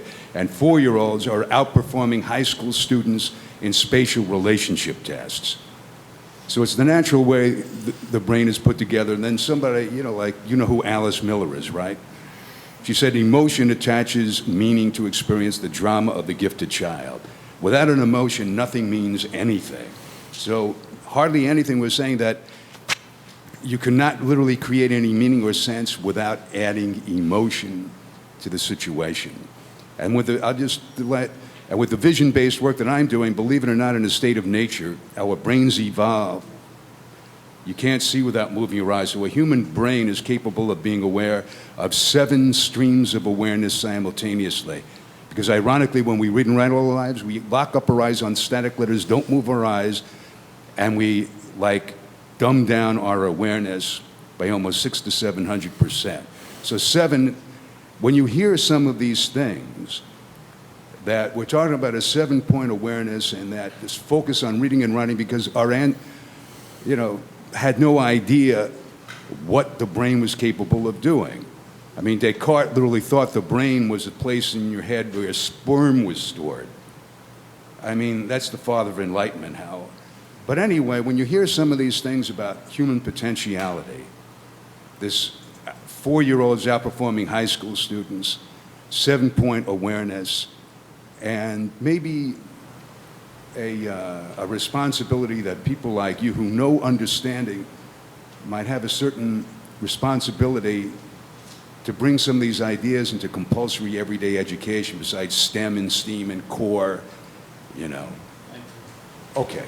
But I'm just, when you hear these things about human potentiality, these greater awarenesses, I'm just curious, how do you respond where the child is developing it and has it naturally, and so much of education is about how to eliminate it because we're following, you know, a 200-year-old model of, okay, thank you. Thank you.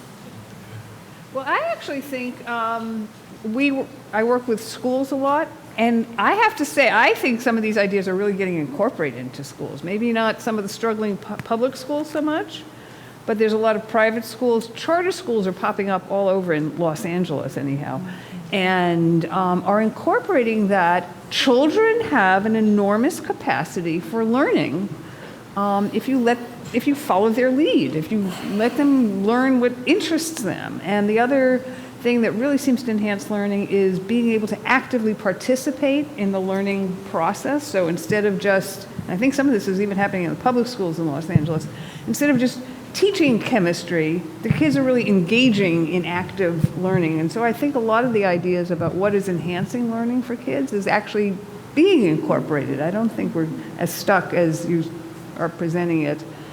I think financial limitations are what's keeping people stuck rather than any kind of philosophical or There's educational maybe more bias. than financial limitations, which is old farts are getting in the way as well, because Old farts, yeah. you can have children learn those things successfully and learn how to be effective learners, but then when people come along and say, well, tell me which things you know, and finding that, you know, children who are effective learners, they're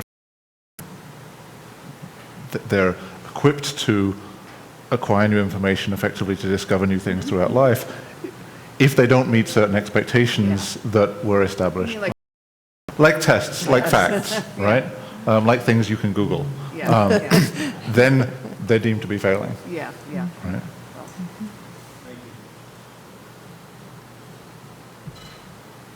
Hi. I'm making a movie about what parents ought to be doing for their kids right now to have them ready to respond to the world of tomorrow, particularly vis-a-vis climate change. And we sort of have taken as our premise that the world's going to be changing fast and that kids have to adapt to things that they can't necessarily see or observe in very sort of altruistic and synthetic and complicated ways involving working with other human beings. So my question to you guys would be, what do you think parents and grandparents ought to be doing with their kids right now to help them develop those kinds of skills? Yeah? What do you do with your kids to help them get ready for the world of tomorrow, basically? If you could really depend on your ability to inculcate, values and ideas that will last past adolescence and past the point where politics enters into and everybody changes and becomes horrible as adults, that would be great maybe. And I'm afraid of too much terrifying children with the destruction of the world to come and the idea that they would have any responsibility for it, and that the idea that you should do something to fix it may be very nice, but part of that is the idea that if you don't do it, it won't get fixed and you're responsible for it. That's the element of this whole bringing, we must fix climate change to children. I think it's so much an issue for the adults who are in control of the world to fix, and that it's outside of the power of children to actually do something about it. And when you have them do small things that make them feel like they're doing something about it, that might be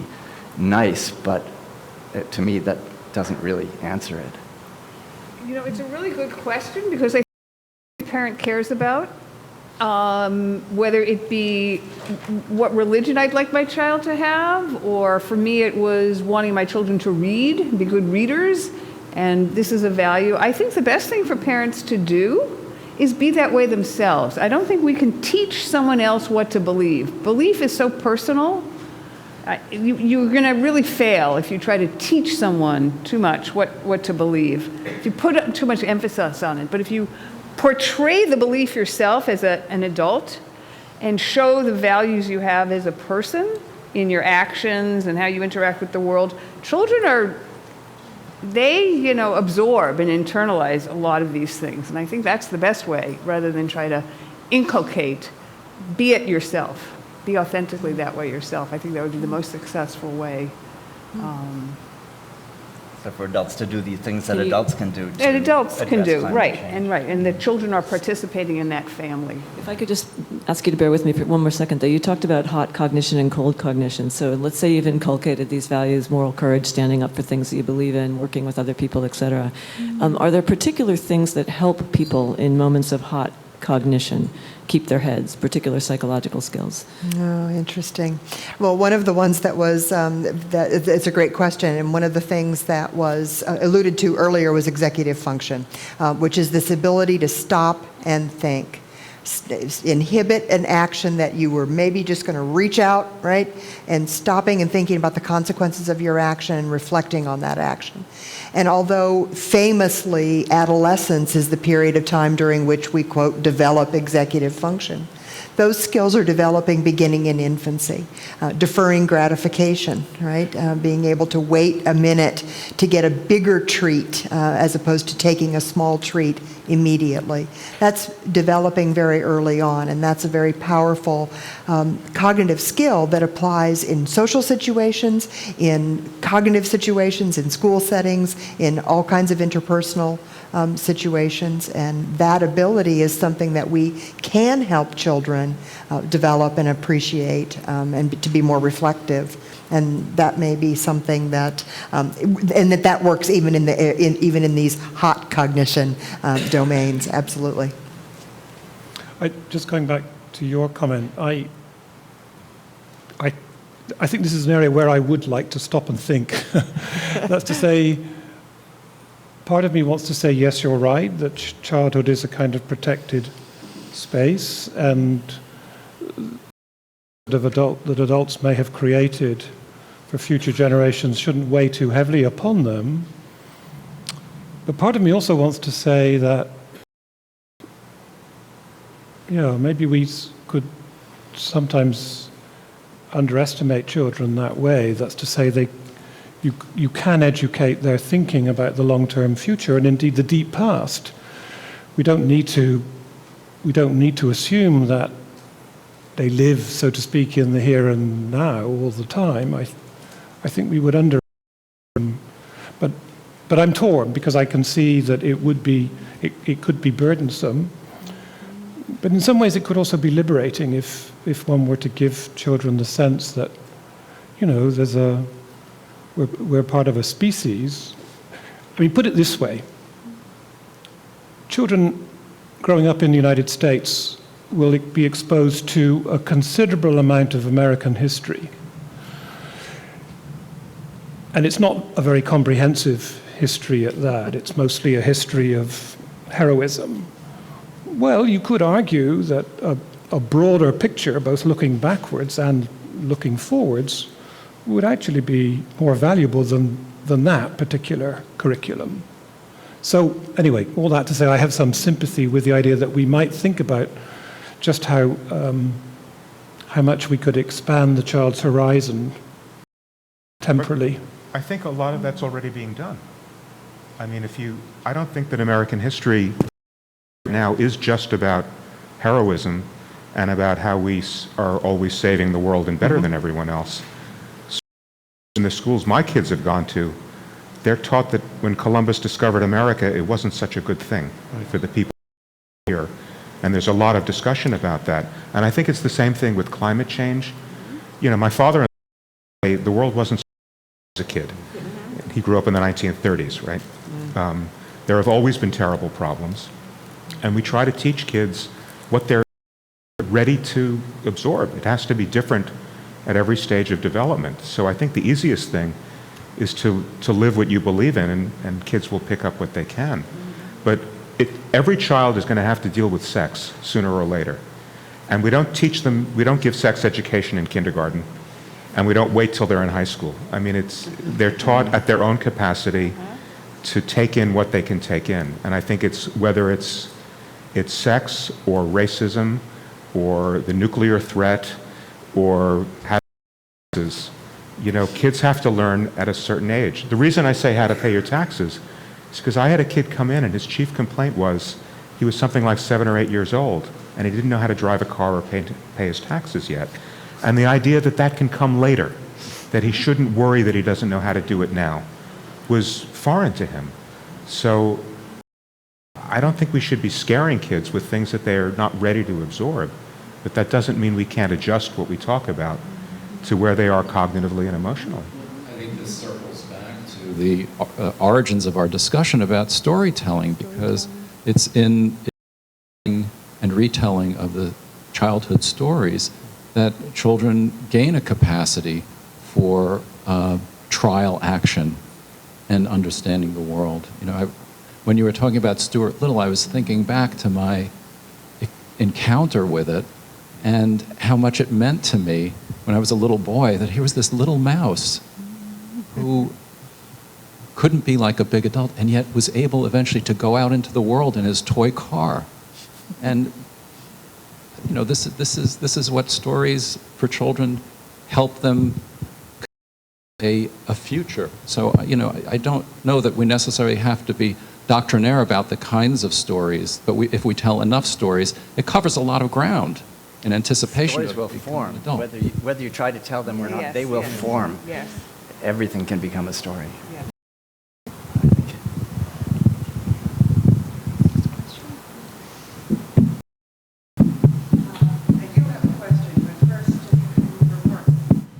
When you were talking about stories without words, the cartoons without words, I think probably most of you know this very beautiful wordless video for very young children called The Snowman, that a child of 1.5 can already fully appreciate. And the other thing is the historical thing about reading and writing and worries about memory. Of course, people were worried about it, and rightfully worried. I mean, I think it's been shown, or at least I've read, that in non-literate cultures, people do have much better memories. Anyway, my question is really to you about amnesia. Some of you talked about amnesia in the first 2 years of life, and it could be even longer. But is it full amnesia? I mean, are you talking about event memory or representational memory, or are you talking about emotional memory? Well, that's a very interesting question, because we don't have amnesia for everything in the first years of our lives. We learn to talk, we learn to walk, we learn to recognize our caregivers, right? And to care about our caregivers. We remember a great deal from the early years of life. What characterizes the prototypical case of childhood amnesia or infantile amnesia is that we do not have any memories of ourselves of personally relevant or significant events. So they're really event memories. And the way it's been defined in the literature is unfortunate in many respects, because the question will be an event that happened at one time in one place that you can absolutely identify the age at which that event occurred. And of course, for most of us, our lives are repetitive. We don't have singular events, unique events every day. And in fact, a lot of us, if we reflect on our autobiographies, who we are, what made us who we are, it's those Sunday dinner at grandma's, right? It's every summer my family took a vacation. It's not the one-time event.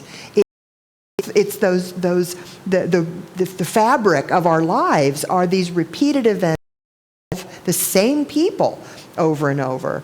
And I actually think autobiographical memories are this kind of odd man out, but yet that's where a lot of the literature has focused. And when we talk about childhood amnesia, that's really what people are talking about.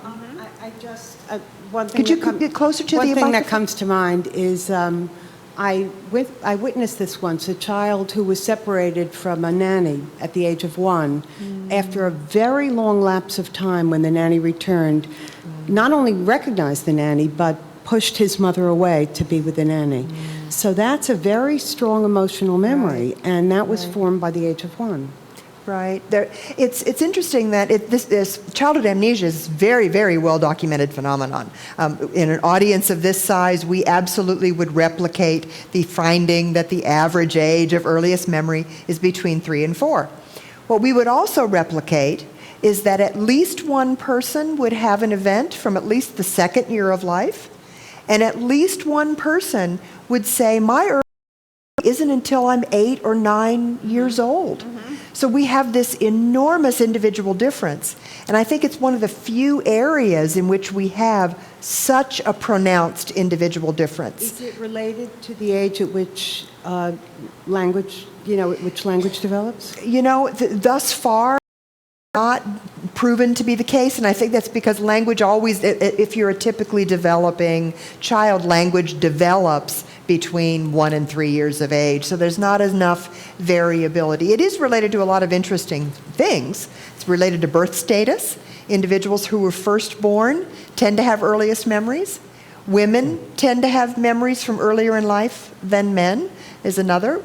Cultural differences. Western cultures, we tend to have memories from earlier in life than Eastern cultures.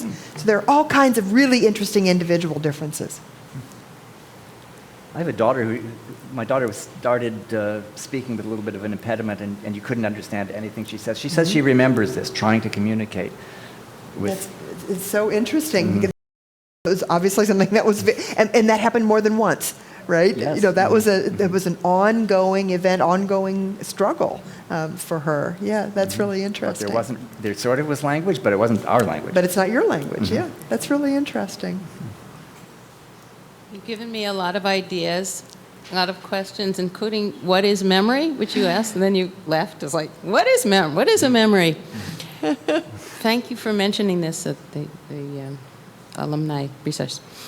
My mom got a birthday card. It was 8 panels. There's a little baby girl in a birthday hat. And the next one, she's a little girl in a birthday hat. And then she's a teenager in a birthday hat. She's a young adult in a birthday hat, and an adult in a birthday hat. And she's a woman in a birthday hat. She's a senior, then she's old. And the last panel says, well, that sucked. Oh. You made me think that there might be a reason to make wordless stories for adults.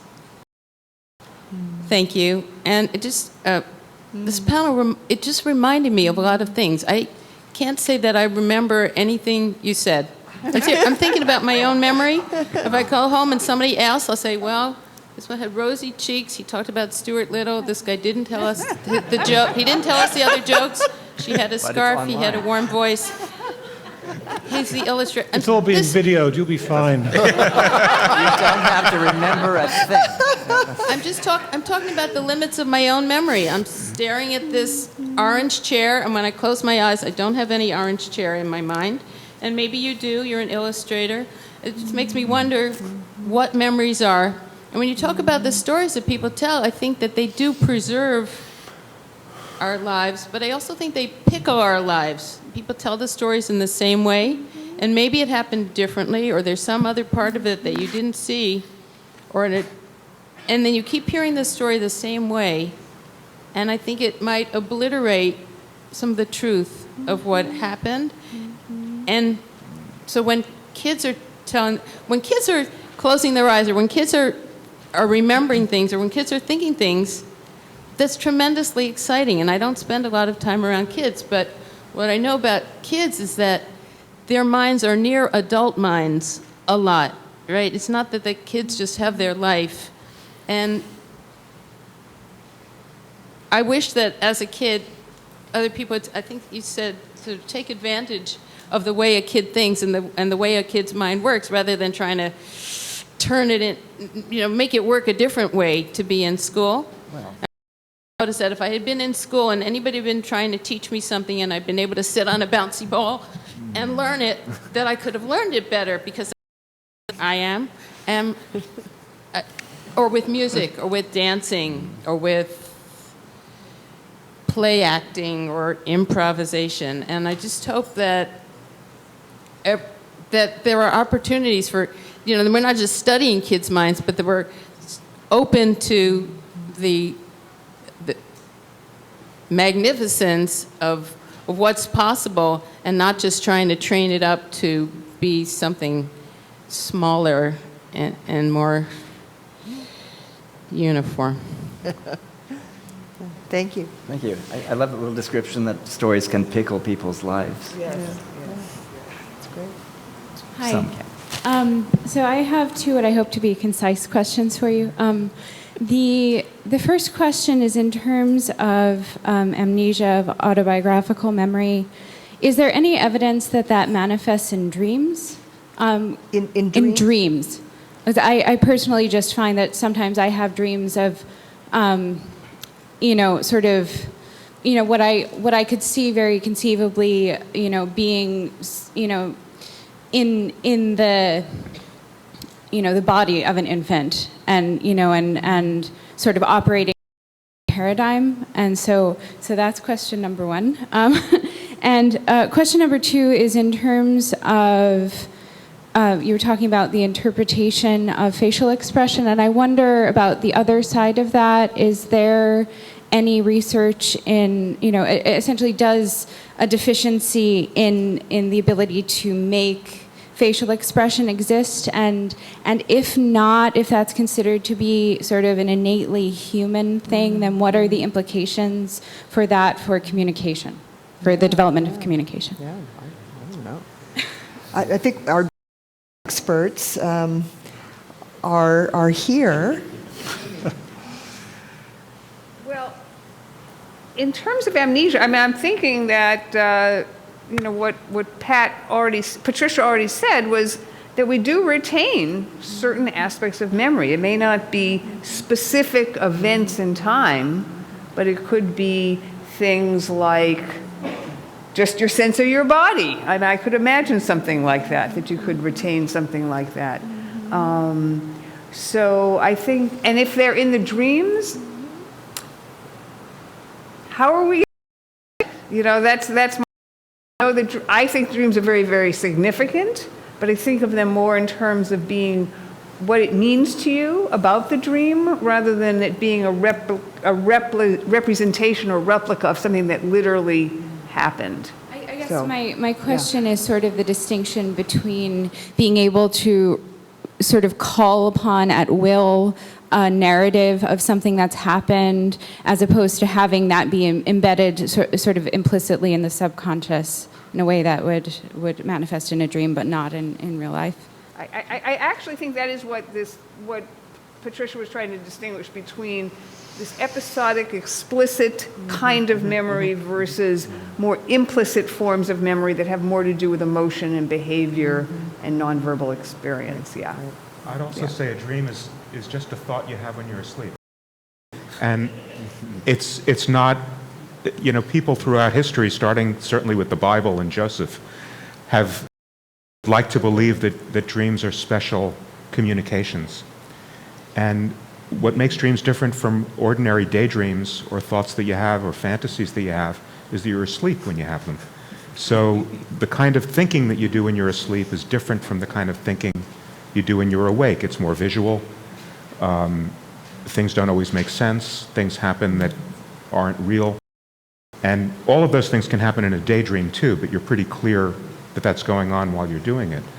So I think we have no way of knowing if you dream something in which you're imagining yourself as a child, whether that's because that's a real memory of when you were a child, or whether you're having a fantasy of what I wish my childhood had been like, or thank God my childhood wasn't like what I'm just thinking about right now. I mean, dreams have motives to them, but I don't think we should ever assume that we know in advance what the mechanism is, any more than we would, if you're just sitting by yourself, bored and having a daydream. It doesn't necessarily, you don't know where it comes from, just by that. Did that answer both of your questions? Well, my second question was about does a deficiency in the formation of facial expressions exist? And if it doesn't, really, it does. I think so. There's a condition. I mean, everything's on a spectrum, like Patricia was saying. Everything's on a bell-shaped curve. Normal is, a wide range. But yes, I think there are people who are not as much in tune with their emotional life. And I think it's reflected in they have less affective expression in their faces, yes. I think there are people like that. I think I've seen them.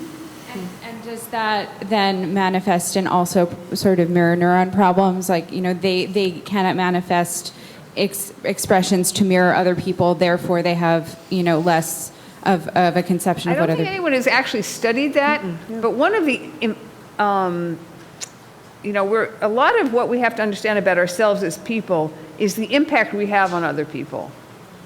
So if someone is not expressing very much, they're going to have a different impact on someone else than if they're very expressive. And unless they know that, life will be very confusing. And so, whereas someone who's very expressive like me, has a different impact, and sometimes it's a little too much for people, and I have to, contain myself. And so I have to know about that impact. And so it's just the range, and I think it's...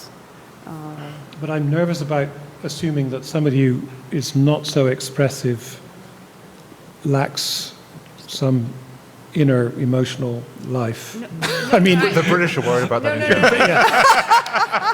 There you go. I didn't say that. I said people who are not in touch are maybe less expressive on their... I think they demonstrate... Not always. I mean, Right. we have different... No, but I'm entertaining... She asked if there's a category of people, and I think there is a category. I don't mean that as a broad generalization. No, but I'm just entertaining the thought that there could be a certain type of person who's deeply in touch with their emotional life, but for whatever reason masks it. They've been... Yes. So much irony. Well, So- yes. Well, I think, one of the things that I understand about children is, and that is unique to the human species, unlike other animals, is we are raised to with the social, cultural norms of the society we're raised in, which means you can take a child born in Russia, carry them to, Patagonia, and they're going to do just fine because the way of life is something you learn from the adults around you. And so if you grow up in Britain, you're perfectly well socialized to behave in a particular way that to a New Yorker would seem, cold. Right, but it isn't. You said it. My husband's from Iowa and I'm from New York, and I live in Los Angeles. And when he first came to New York, he said, "Oh, now I get it. Everyone yells at each other." He thought it was just me.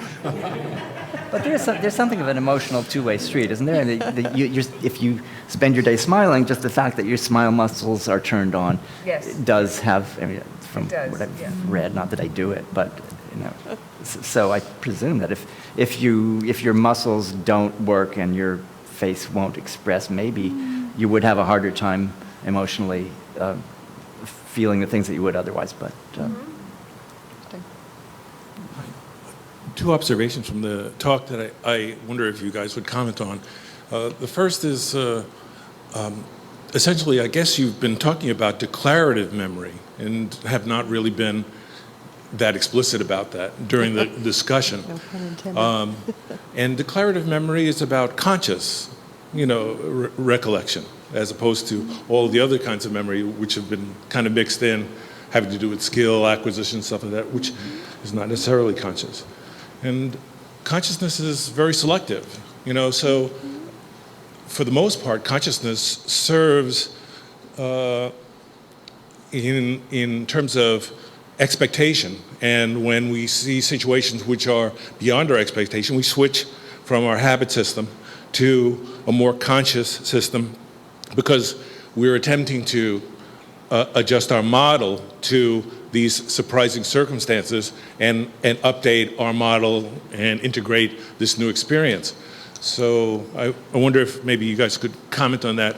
The other issue was the thing about hot and cold cognition. So there were some interesting discussions about, how adolescents don't switch that on.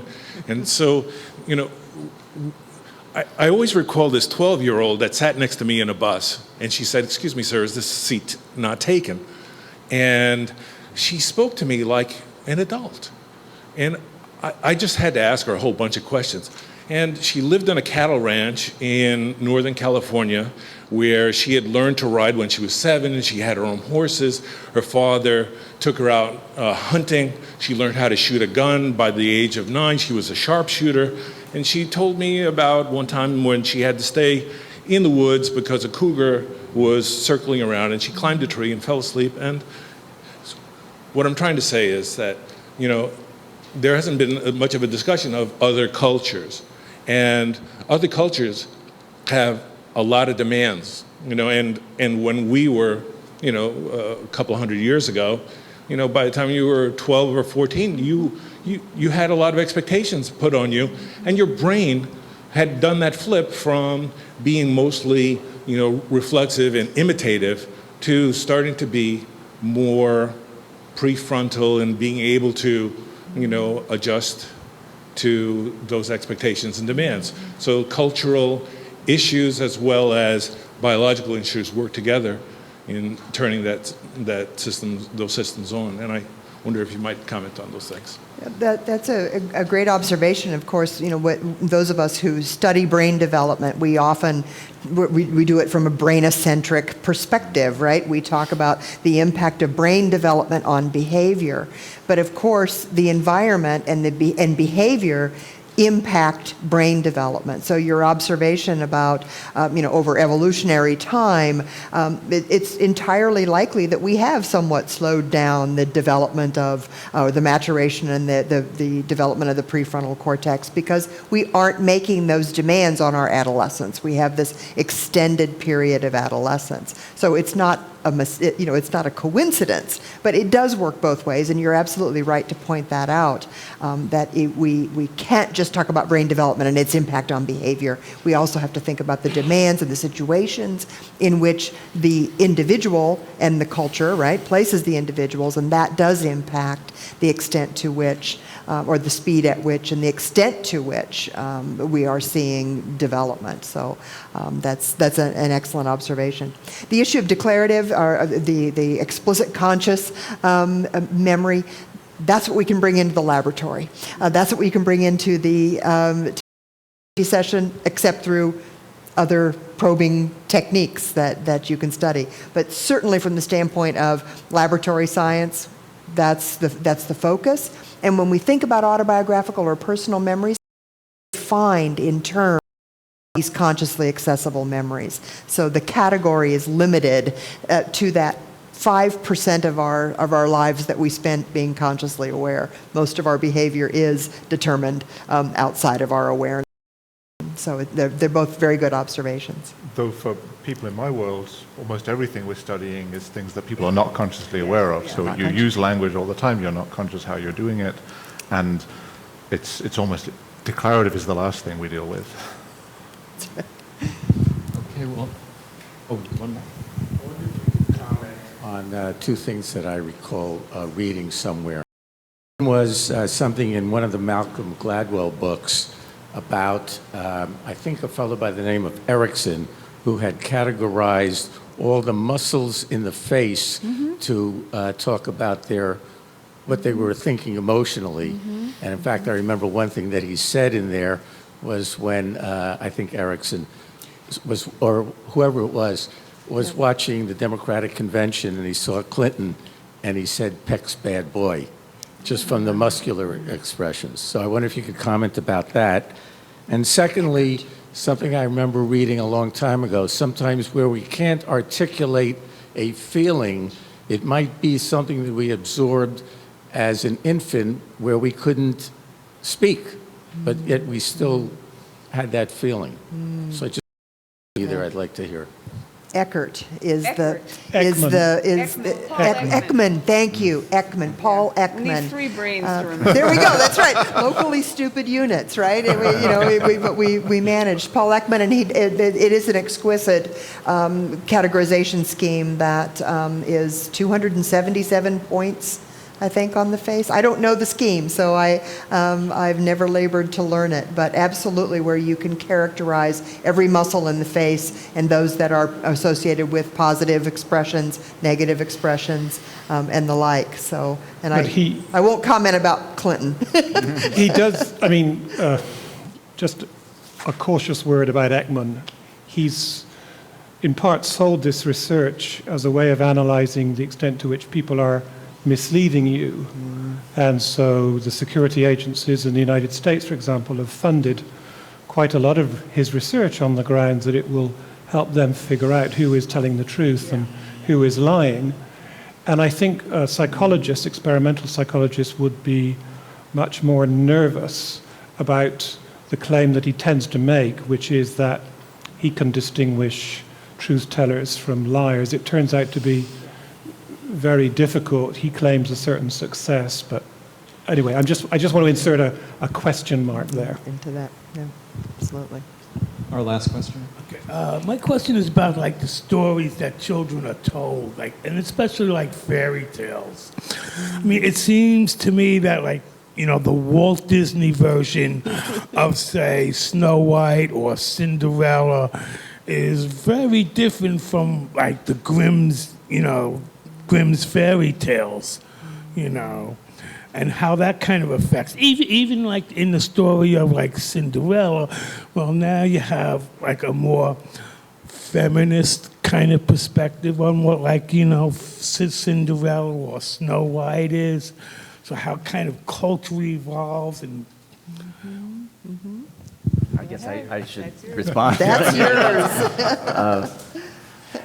Well, for one thing, a very pragmatic thing is the Walt Disney movies take, 45 minutes or an hour and a half or something, and a fairy tale you read in 5 minutes. So they add a lot of things, but clearly there's a lot of values being looked at and thought about and taught, and commercial values, especially, I think, in the case of Hollywood studios. So the fairy tales are not necessarily really the ways to plumb the depths of the social mind that the Grimm's brothers and claimed, because there's a lot of actual literary content to those by artist writers who are writing things. But it's a matter of different values, basically. I think that I prefer the Grimms, and a lot of people grow up prefer. I was under the impression that those fairy tales were not necessarily specifically for children when they were originally No, they were collected, and Yeah. I sort of believe it is that the Grimm brothers were involved in the program to collect stories that would define the German nationality and create a German culture that didn't really exist as one thing. And that was what they were also linguists, creating a dictionary of etymology. So this was kind of the same thing in terms of stories. And that was what they were doing. But as soon as it came out in 1815, they published their first collection, and people all over the place bought it and gave it to their children. And they had to go back and sort of rewrite their preface. Things changed. They started changing the way they told these stories. And even they, as they went on through the years, and making different editions, they changed the stories to make them, in their case, they made them more appropriate for children as they saw it, because they got more vicious and the punishments were worse and simpler in the morality that they were telling. Because there were a lot of things in the first edition that were very morally weird and funny and great in ways, because they got them in some cases straight from the storytellers who were having a good time. So. Okay, well, please join me in thanking our participants for providing such a fascinating discussion today.